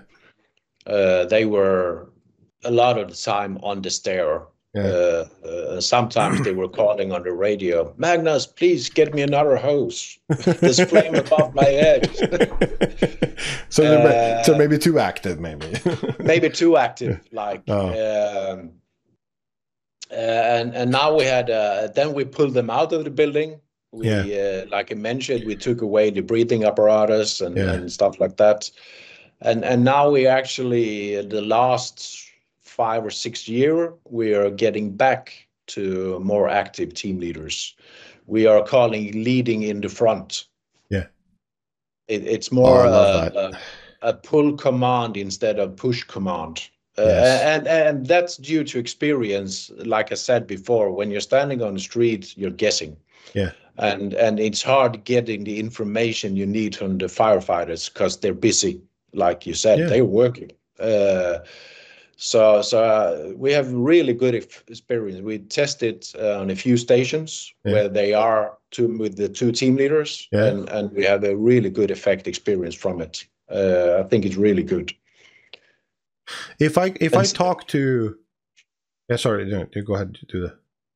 No. Yeah. But I was thinking in Sweden you have the possibility to do it with the smoke dive leader. Yeah, for sure. Which is normally maybe not a team commander or a team leader, but a leading firefighter anyhow, or a more experienced firefighter.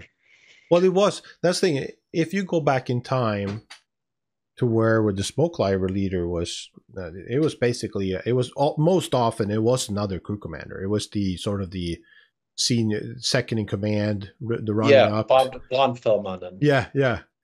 They were the smoke diver leader. It was the most experienced one. They were command. They were an actual leader.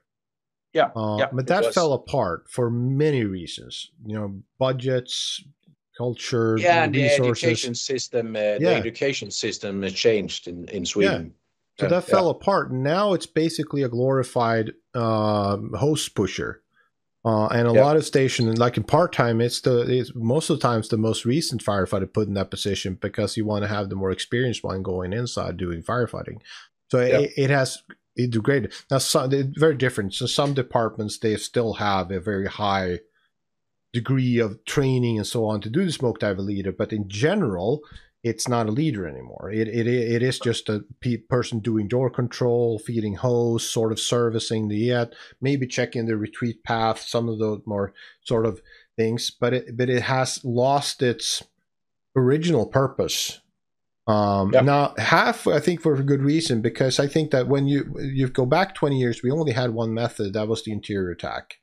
So it's sort of, it was the natural position to be in because there was no decisions otherwise to do. But now you have you're going to combine roof operations with interior attack, with transition attack from the outside, and, fog nails working here. Like there's much more coordination happening, and the interior attack is just one very, very crucial part, but of the whole operation.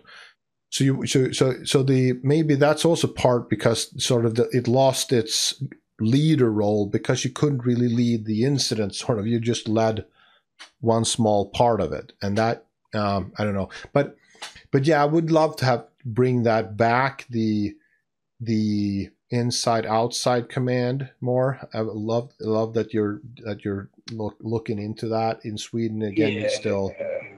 Yeah, and sometimes it's not inside, outside.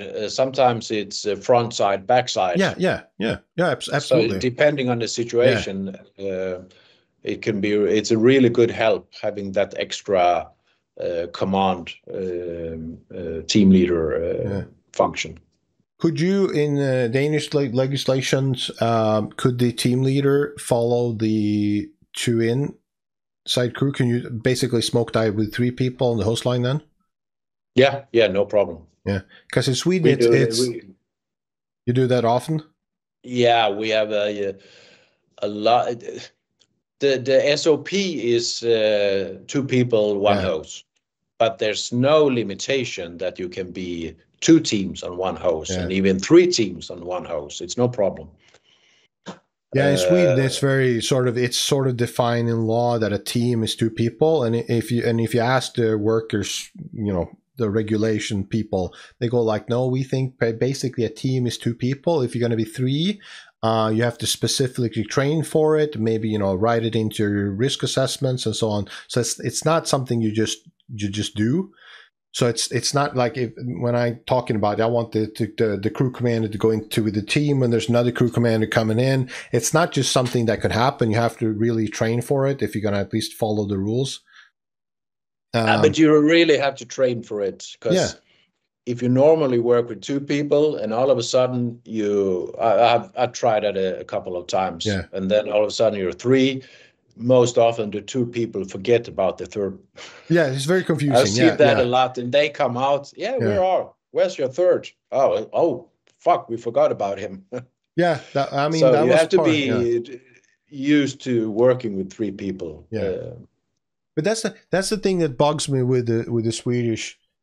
Also, I think it's culture-wise, because Sweden think that we're the best in the world, which all fire service everywhere in the world think they are mostly.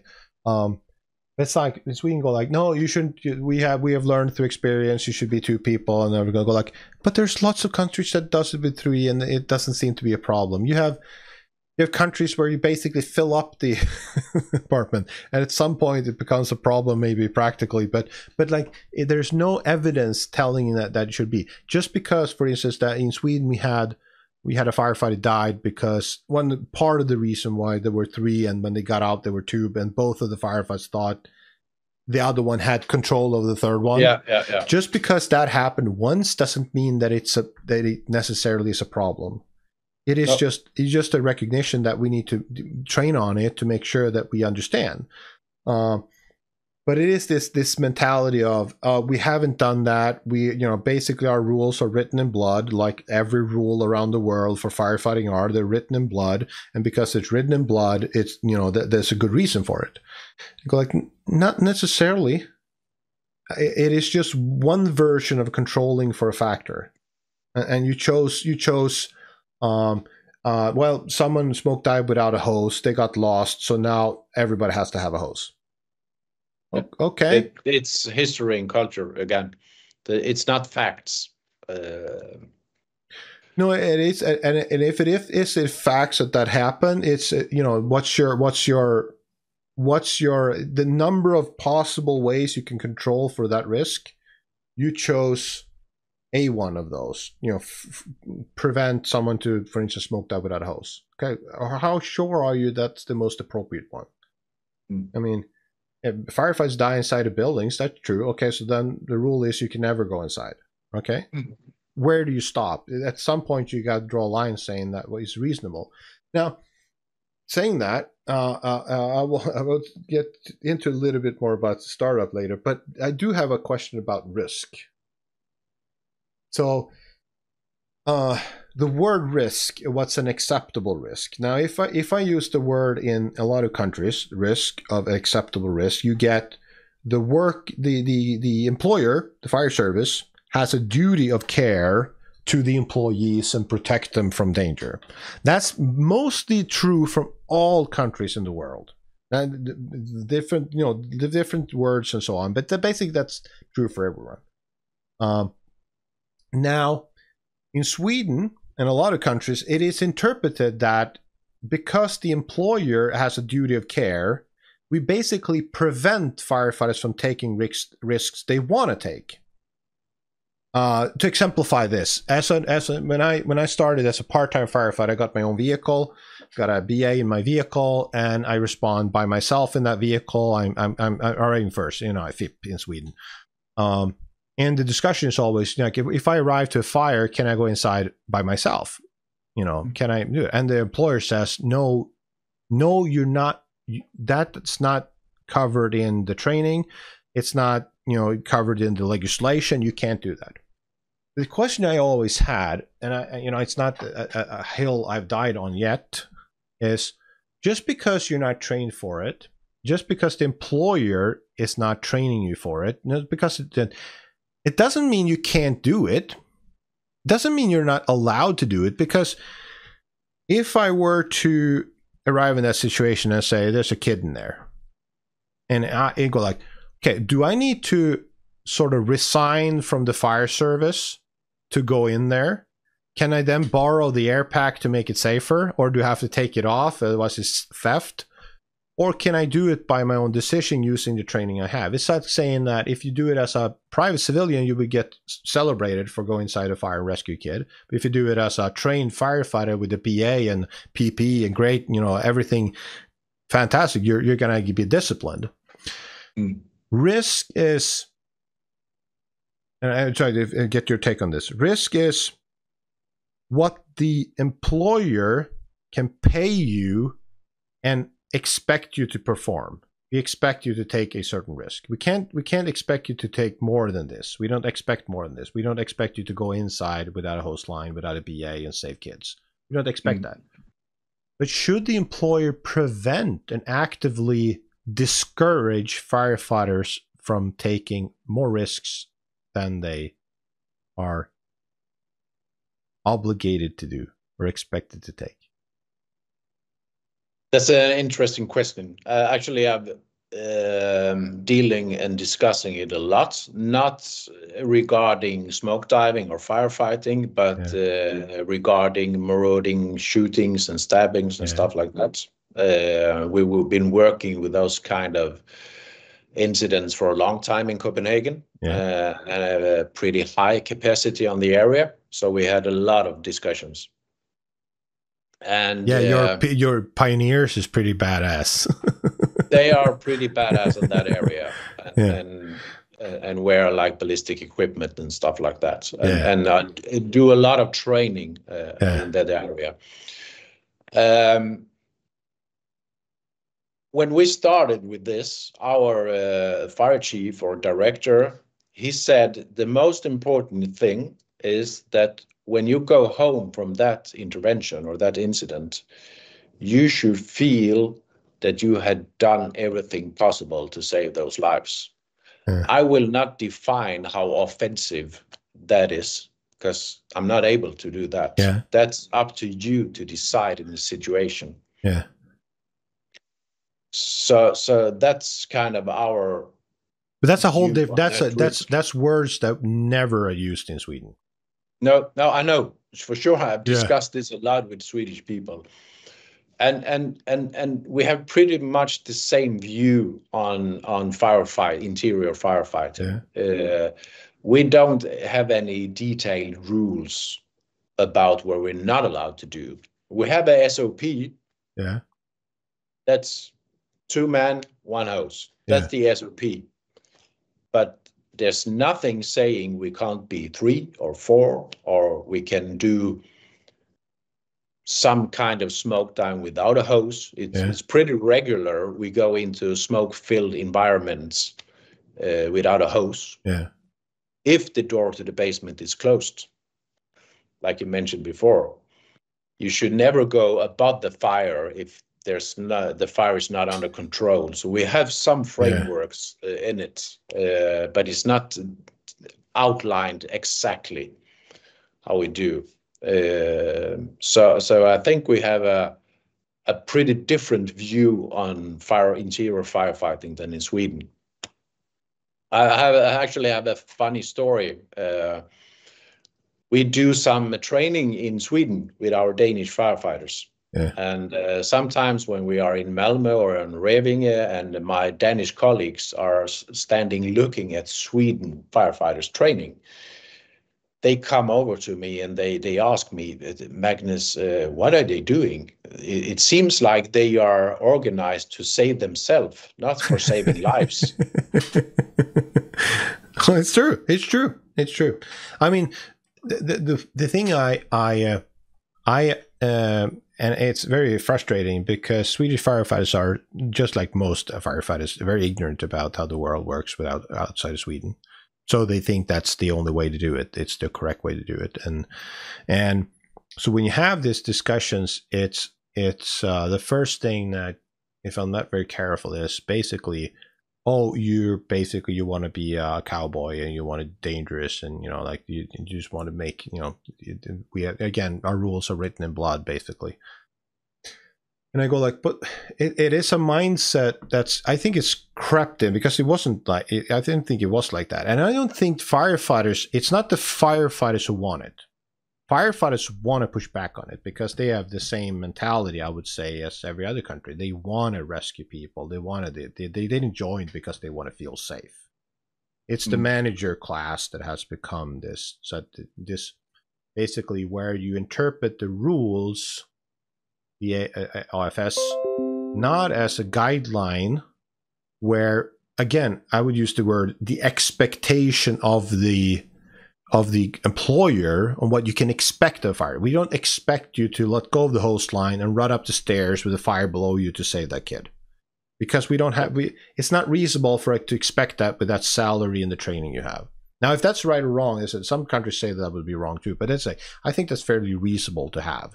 I think that's a good one. And the city or employer tries to give you as much training and equipment as possible for you to do that job safely. And the more equipment and training we can do, the more we expect you to be able to perform. But where the flip side of that is, again, having that, but that has also became the limit of what you're allowed to do.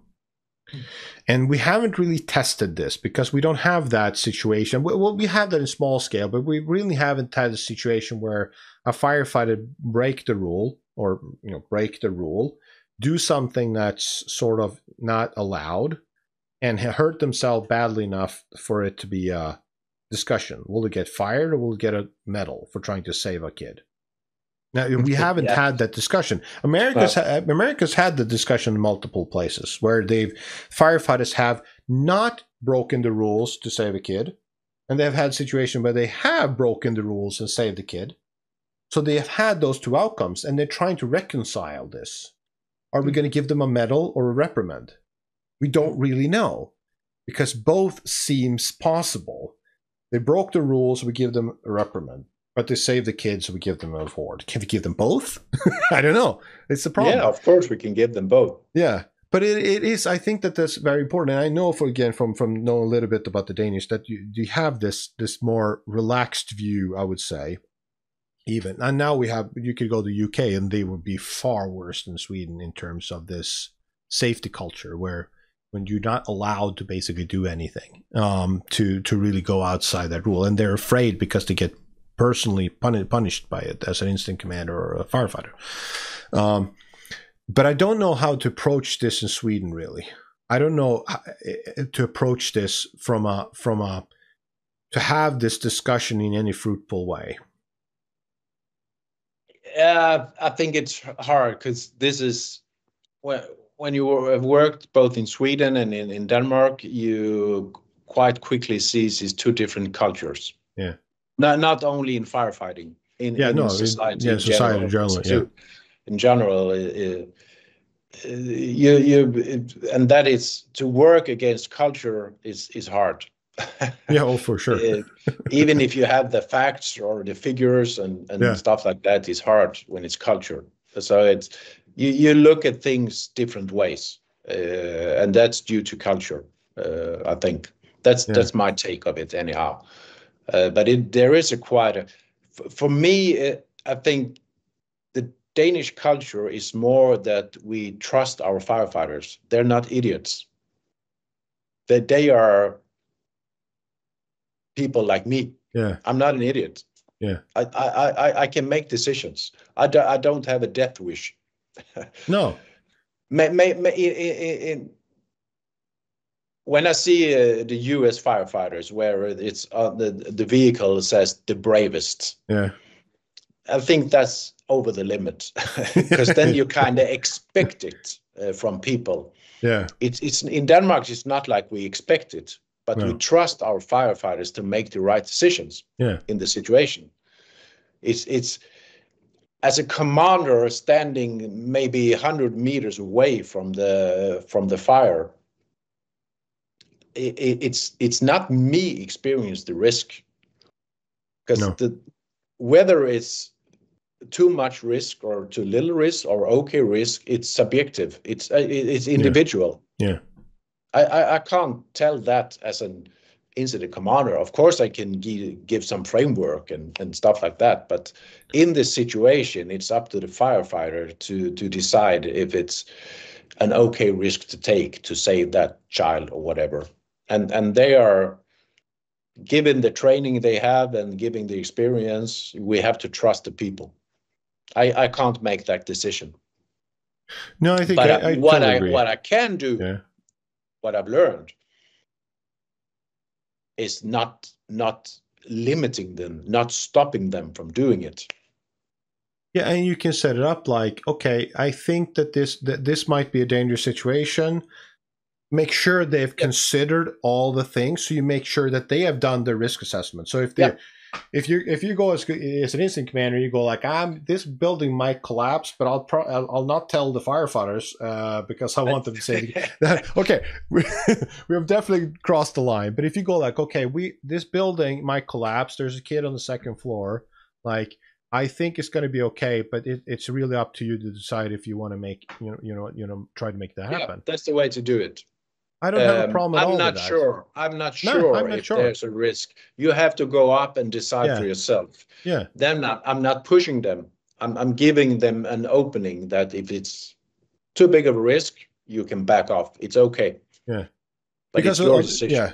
Because also, if you look at, again, America, I think you find also some horrible examples where you have these, because in America, if you disobey an order from an officer, you're basically court-martialed, or the equivalent of a court-martialed. At least that's from what I understand.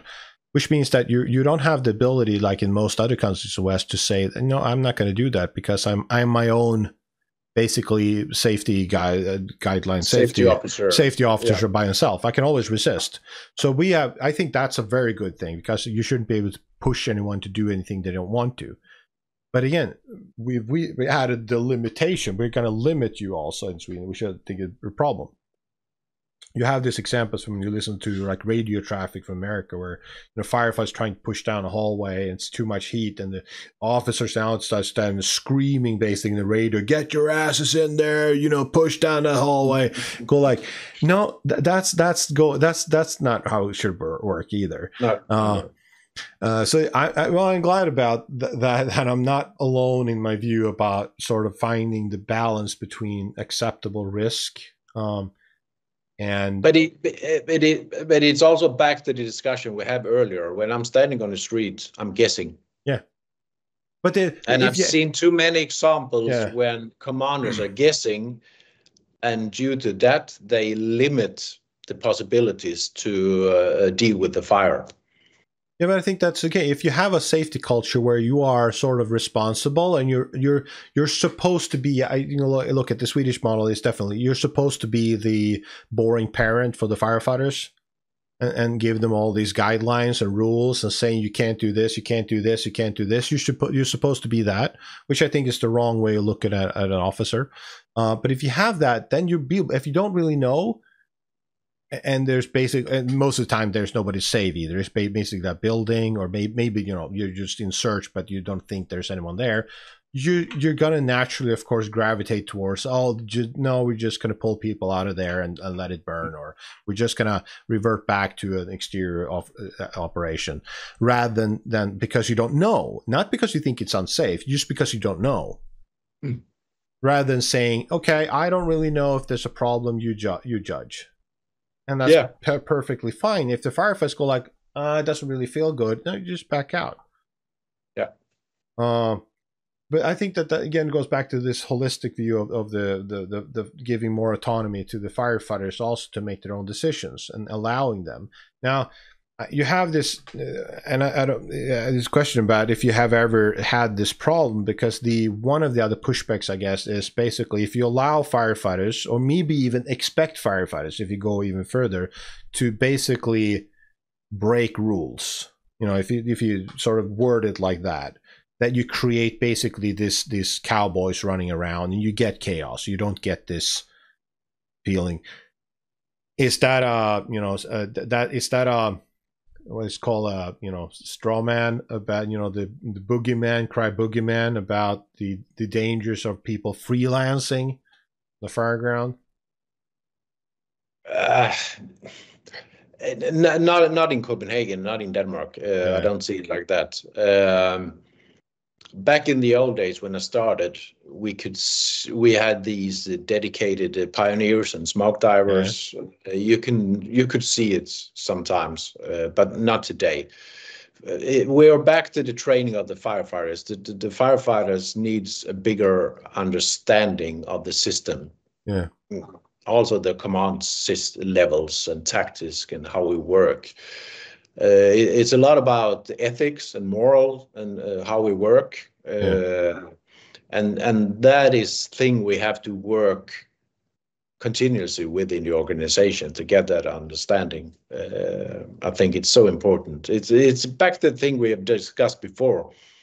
You need to have the discussions or the training before the incident, because in the incident you don't have the time frame to discuss it there, or make it clear and discuss pros and cons and stuff like that. You have to have those discussions beforehand to be effective. It kind of set the moral and the ethics and how we work. I think the example with the risk taking from our director is pretty good. The most important thing for him is when we go back from a fire or from another incident, we should feel we have done what we could in this situation. That's the most important thing. Yeah, I remember I had a fire chief who said, no, it was not my fire chief. It was a discussion I had with another one. And I thought about it. If this was my fire chief, he said, our job is to be a decent fire service. Like, how bad of a leader do you have to be to not even try to inspire your crews to do anything? Our job is to be like a sort of decent fire service. Like, okay, let's shoot. Let's shoot for the moon. So what's your if you round up? What's your closest like focus right now? And do you see some things in the coming years that excites you about especially in fire service in general, but mostly about structural firefighting that you excited to see?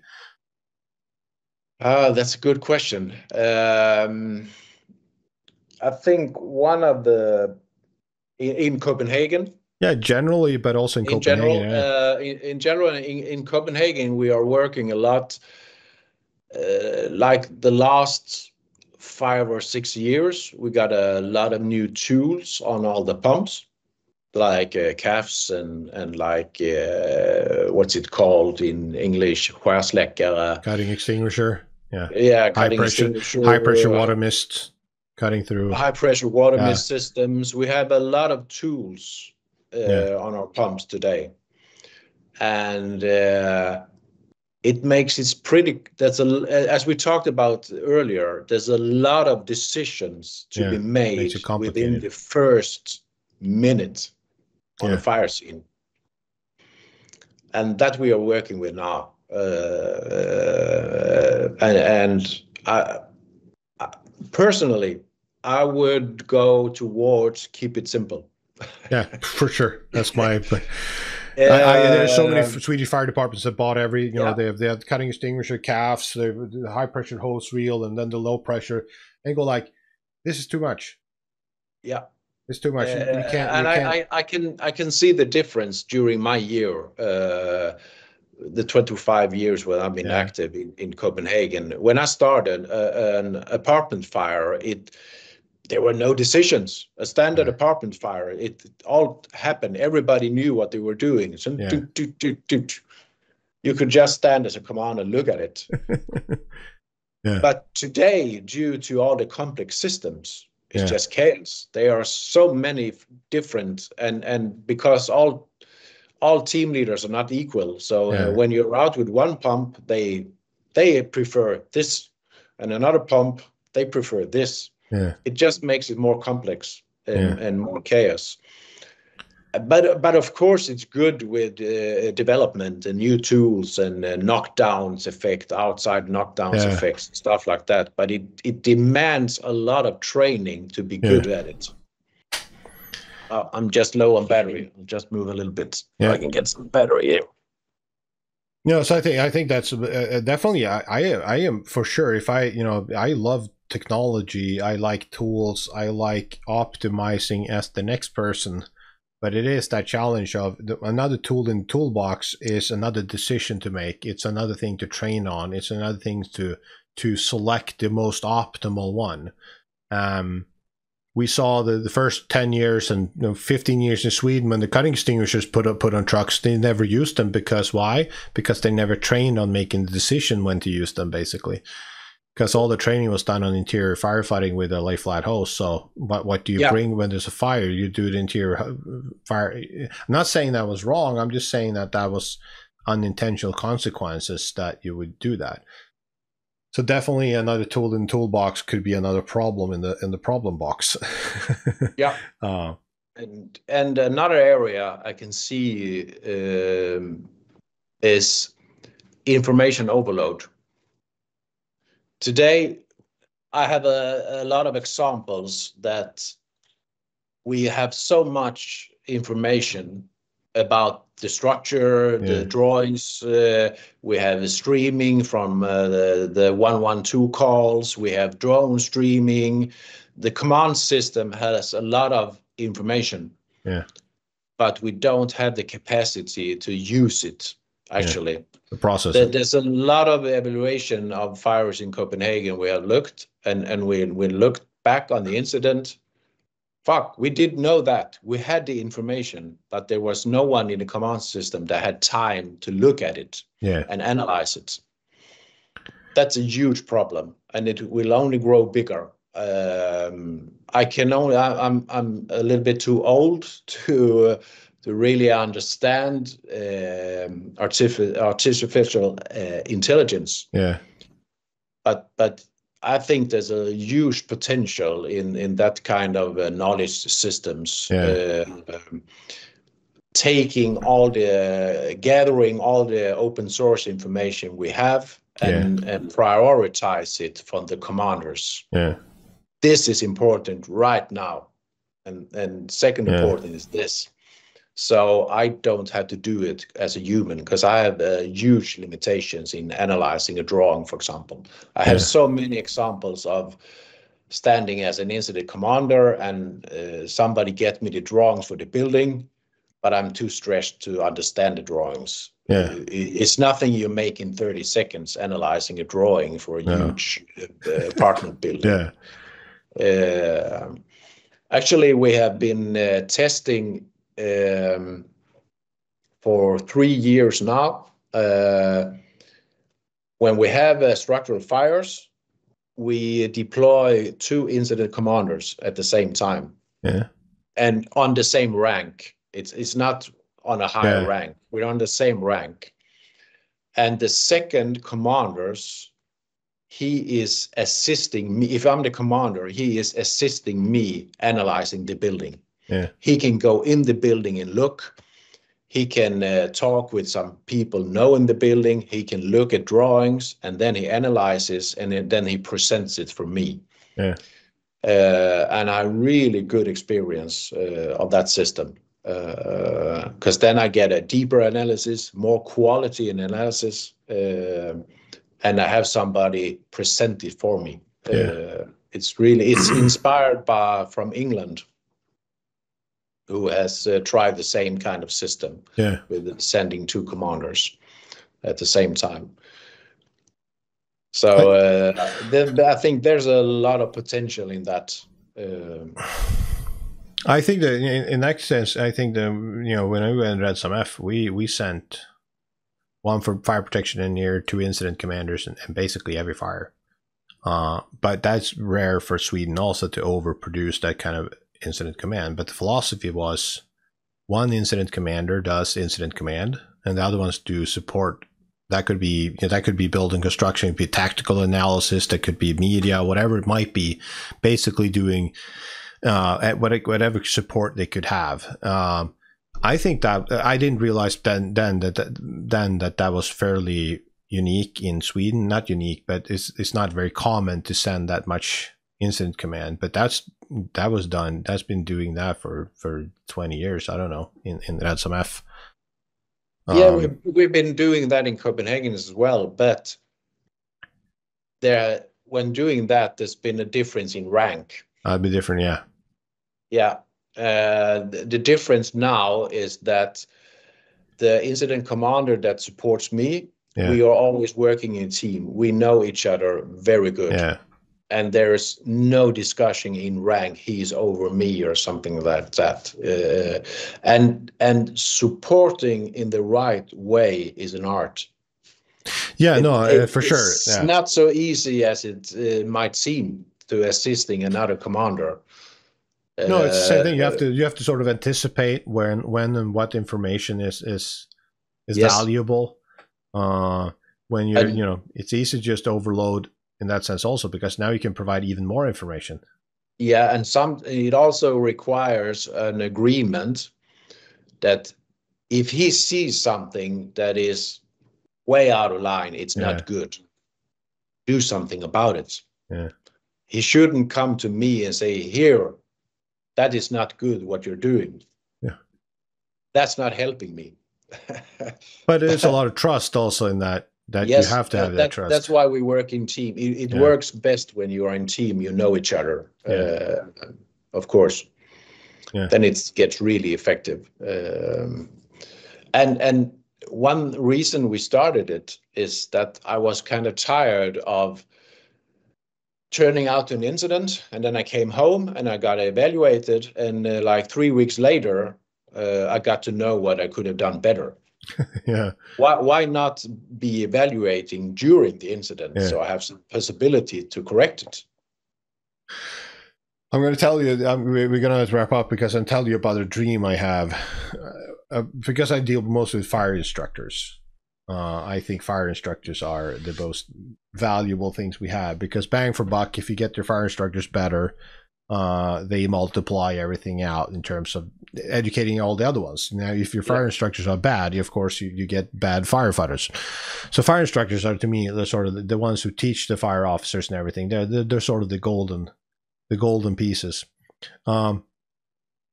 So I have this dream that we would be able to toppa laget when we go to fires in Sweden. So in Sweden, if you go to, I don't know if you can say it's the same in Denmark, but if you go to a call, like a water rescue call in a fire truck, it's very easy. Normally, I would say in Sweden it is, okay, who are the best swimmers? Let's get them dressed and get them into the water. You would never, ever in a million years go to fire and go, who's the best smoke divers? Let's put them in gear and do smoke diving. And that's, everyone's equal when it comes to fire, which is, of course, not true. So we don't have that culture. But I wanted to have, like, so if you're a fire instructor, my dream would be that you get out, you get a pager with you back home in the school. If you're in the training field, if you're at home, anytime, and you have the opportunity, it's a fire alarm, you can go to the fire scene. And when you get to the fire scene, you can choose whatever you want to do. If you want to go in and take over the hose line, you take over the hose line. If you want to go and coach the firefighter team while they're doing as a third person, you can do that. If you want to step in and coach at its command, you go in and coach. If you want to listen, you just listen and learn. You can go with any fire you like and do whatever you like. You should have a special badge, special helmet. Everybody knows that this is the king coming. That's what, because you would instantly create credibility for them. You would instantly create gratification. You would learn tons. And you would coach in real time if you have that relationship. If the people out on the fire ground, if you're an instant commander and you're feeling a bit under the weather, and all of a sudden your teacher comes out and coaches you in real time, like, try this, have you considered this, with that trust, hopefully that trust, oh my God, it would be so awesome. And it wouldn't cost basically anything. But I've never seen it implemented besides one place, that was Hong Kong. So the instructors at the Hong Kong Fire School, if there's a fire above a certain level, they were even expected to go there and fill in and help out. My mind was good to go. I'll go like, that's my dream, to get to that point where the instructors have the credibility, the weight, and then as the resources they are. That would be cool. So if you can do that in Copenhagen, I want to come there. be a fire instructor? Actually, in Copenhagen, but that's on a command level. Yeah. We have a good tradition for that. Cool. When you have a large scale fire, Yeah. because it's also something about the time frame, because Yeah. maybe they're not on duty. You have to it takes some time. home Yeah. and Yeah. stuff Yeah. like that. But there we have a good tradition. Is who is the best on this? Okay, we call him or her. Yeah. And get them on the scene. There we have a really good tradition, actually. But it requires a pretty mature organization with no prestige in it. Yeah. No, I But think on the that's firefight very level, uncommon in Sweden. Yeah, on the firefight level, we haven't really got that. But it's an interesting thought, because you want to, as you said, toppa laget. You want to have the best. If this was your kid in the do you want the best ones, or do you want everyone to get a shot? Yeah, because that's the argument. You want everyone to get their shots, or everyone gets. No, you want to have the best, right? That's our responsibility to whoever we try to rescue, for instance. But also, like I see it, because the fire instructors are most often they are very dedicated for a while. Then they are worked out by the system, because they don't get basically they don't get basically any benefits for doing it. So they get moved around shifts and everything. They get work daytime. They're losing shifts. Like that. They may even lose pay just to be it, and so on. And the amount of extra you get for doing that, sort of that the credibility, the status, just the pure fun of it, it would give the role of the instructor, which I think again is such an incredibly valuable role in the organization. Because if you have bad instructors, everything is bad. It would give so much easier to recruit the best instructors to go there, because you have that opportunity. So you build that organizational, I would say, backbone of doing that. That would be awesome to go there. So if I'm going to give you a job, that will be to implement that, and then send me a note that we're starting a pilot project. But it requires that the instructions are very humble. Yeah. Because if you go to an incident and you want to look for faults. No. Oh, for sure. It would be, you have to be coach. You have to be coach, and you have to be really humble. Yeah. And understanding the situation. And that's the same on command level. Because if you want to find the hole in Houston, the problems, the holes in the cheese, the problems, it's not a problem. No, there's lots of problems. But finding solutions, that's hard. Yeah. And in real time also, like in real time. It's easy. Hindsight, go, oh, we should have done that. Okay, that's of course obvious now, but like in the reality, but you have this, and it might be a blue-eyed worldview where if you have someone just you think you have the building analysis function, which is sort of course that could be one of the we're just going to go there and help in any way we can. We're going to support. You have that on the firefighter level, like you go in and go like, have you considered this? Have you thought this? Try to direct your stream here instead of here. Fantastic. But even if you were to stay short of that and saying they're not going to go in as coaches, you're just going to go in there to learn. Yeah. Like they can go into the command team. They can go to smoke diver lead or equivalent. They can put on fire floor. Just go in as a third one. They're not expected to do anything. Yeah. Of course they can help, but they're like, your job is to learn. I have actually a good example of your dream. Yeah.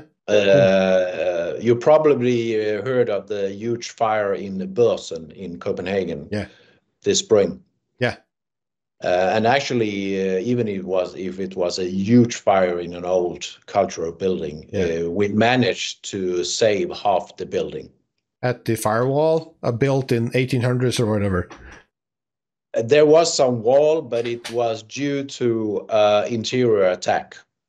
Yeah, but wasn't that? Yeah, well, then there must be. But it wasn't it like there was a original firewall somewhere where you There actually were maybe a stopped. wall, but Yeah. the wall wasn't complete. Okay. Okay. It wasn't built all the way out or all the way Ah. to the top, but it was a brick wall, Yeah. of course. It was some old, like really old, at Yeah. least part of a fire, fire stop. Yeah. Yeah. Yeah. But it was due to an interior attack. Yeah. We managed to stop it. Yeah. And accidentally, it was one of our firefighters that was the inside team leader on that day. So he had a role. He had like 3 teams, interior teams with him. And he was support coaching them all the time. You have to cool the gases over there. Now you have to do like that. Yeah. Stuff like that. And they managed. But it's really interesting to hear his story. And he is also one of our best fire instructors. Yeah. So he took that role. And also due to we had that system with an interior team leader and outside team leader. He was in a BA inside with the smoke diving teams. I'm crying because I'm so happy to hear those thoughts. and the best of the story is that one of the firefighters in the teams was his son. Oh, that's cool. Yeah. Yeah, that makes you emotionally invested in the job also in that outcome. Yeah, but it's a really good example or story. And some of the firefighters were pretty new and unexperienced. And they needed the coaching because they have never tried to be in that kind of situation. So I think it was a good example of your dream. Yeah, no, because you have this. We have it, like I said, we need to learn more on real incidents because we don't get the experience, of course, that we need to. So we need to learn at real fires, and we need to respect that. We have to learn at real fires, so that's one of the reasons. We have to have the best people available at all fires. We can't just go like, no, everybody has their chance. Everybody has to be able to do it. Like sort of like no, this is not kindergarten. It's not like wait your turn. Now it's your turn to do smoke diving.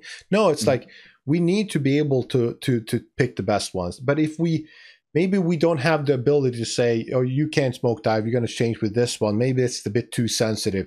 But at least if we have a really good one, our fire instructors should, at least in theory, be our, some of the best ones we have of sort of understanding. If they go in and coach in real time and sort of at least don't do that, please do that.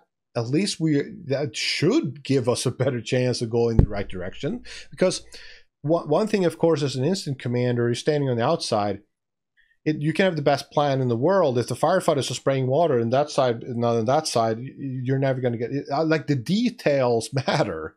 The details matter a lot. Like so it's not possible to sort of just go like, oh, I had a great plan, but I didn't have anyone to execute it because we didn't have firefighters good enough. That's not good enough. So yeah, I really think that. And I mean, if you ask me about, like what you're looking forward to, look like I want to scale also. I want to scale the nerds we have. If we have, like you have, incident command, you're streaming live videos, back to command. Like I want to have a smoke diver with a camera because we can't have well-trained firefighters everywhere. It's impossible. So it's going to be but if we have cameras in every firefighter and we have a nerd sitting in a bunker in Stockholm somewhere that's coaching through the video feed, at least some level of coaching. It's not the same as being there and so on, but if we coach on level, go like, you should probably not do that. You should probably do this. How cool would that be? I want to be that nerd sitting in a cave and going like, yeah, I'll try to help you the best I can. You're not alone. Right? Yeah. Actually, we tried it. The problem was we couldn't see much on the camera. No, it's a technical issue. There are technical issues definitely to solve. And you need thermal imagers. But I like your idea. Yeah.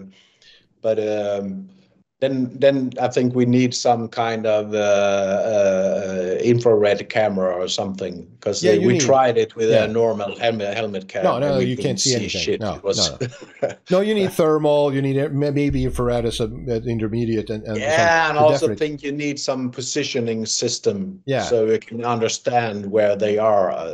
But Who knows? No, I think that because, and of course, it's easier to do that technically on like a crew commander level, because I'm looking at, so we have in Copenhagen, it's not a big, it's not much. Of course, it would be value there to also in the right context. But if you look at a part-time fire station, you have a crew commander who's got 2 years on the job. There's no one else who really want to do it. They have 6 weeks of training to be the officer. Basically, nothing practical. It's just theory. And you expect them to go to a complex industrial fire, and they're going to be alone for 15 minutes before backup arrives. Mm-hmm.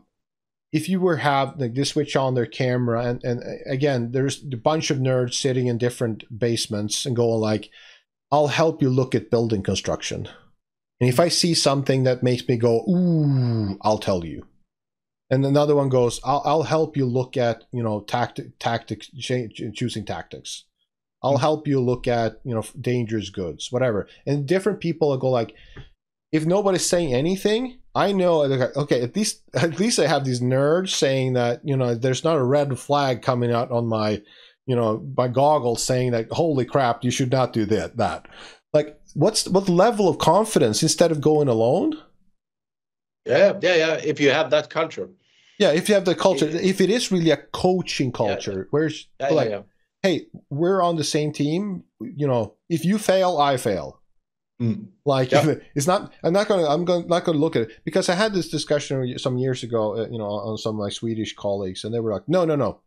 Rear command should not have live video, because everybody starts looking at live video, and rear command should be longer time arrows. Like, you should be longer. Fine, absolutely, but that's not what I'm talking about. I'm talking about right here, right now, analysis of what is going on, and helping give more brains. And we can't do it because I don't see a viable path in training art. For instance, part-time crew commanders more. We're lacking in full-time crew commander training like that. But that's like in crew part-time. It's not even on the map.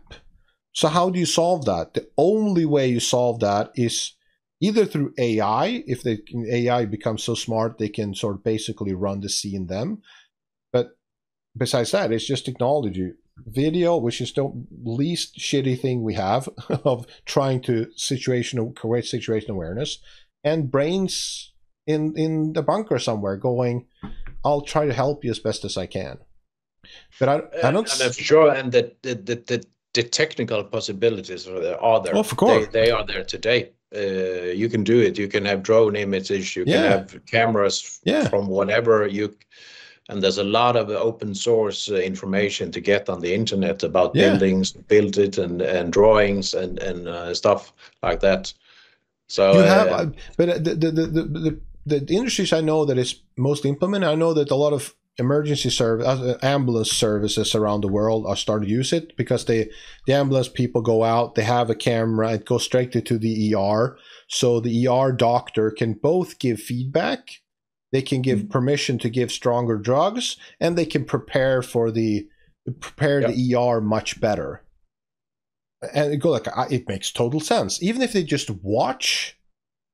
And so, but if you were to have that on fire, we have some look at the long time arrows that they don't look, but you have this situation awareness right here, right now, because we have the staff. If one of your full-time station goes on a call, you could have 5 of the officers from the other stations going, pick up their phone and go, I'll look at building construction. The next one takes up their phone. I'll look at dangerous goods. The next one looks, I'll look at, how many people are registered at that address and so on. They can have different functions and just go, click, I have something to say. And whenever like maybe a red flag pops up, like, you need to hear this now.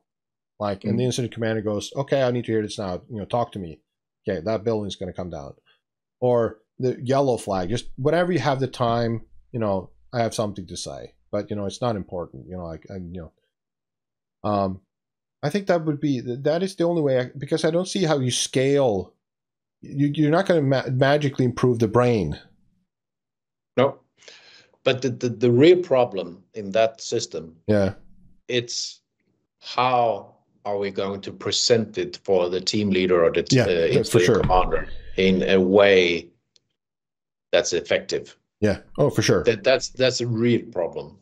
That you take away things to do and not just add information. Yeah. That's the real problem. But if you were to, and there's a technical side of this and how you display it and everything, but if you were to say that, okay, I'm going to go to this incident commander, I know I don't even have to consider building construction. Like now you're relieving me of something. I don't have to think about how long has this been burning? Is there risk of, for instance, building collapse? Because I know someone is sitting there and doing that. And if they don't send a red flag to me, I don't have to worry. If someone is looking at, for instance, propane, gas, electricals, and everything like that, both looking here and looking at drawings, go like, I don't have to think about that.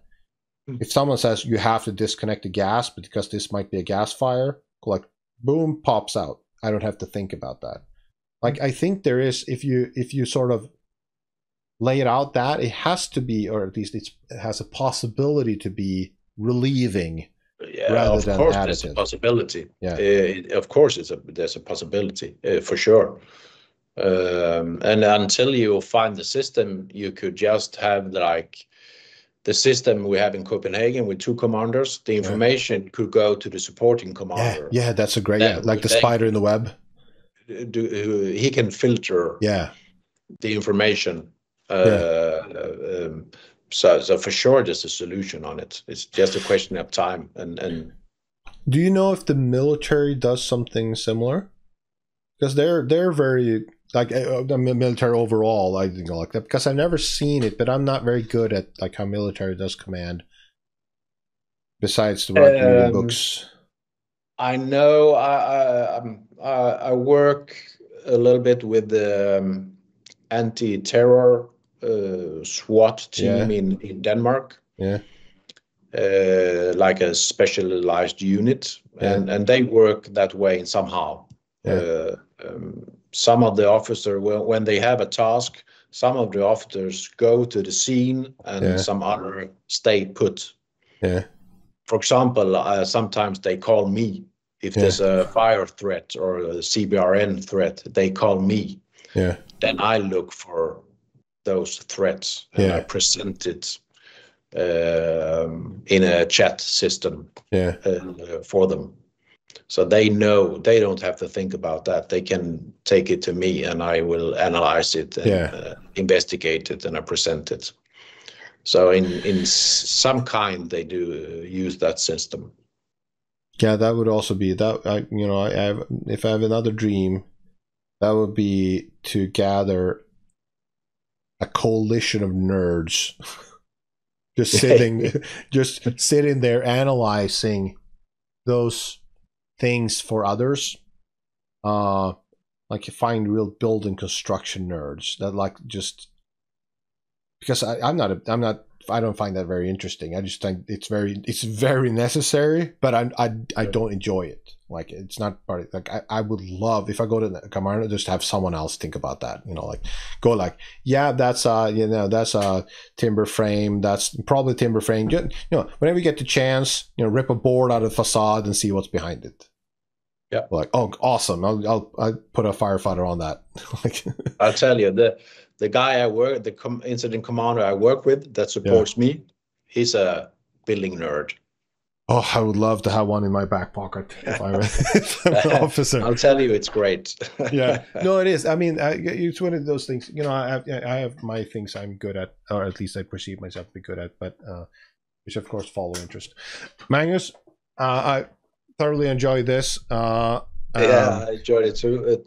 3 hours. Yeah, 3 hours. Yeah, it's a long one.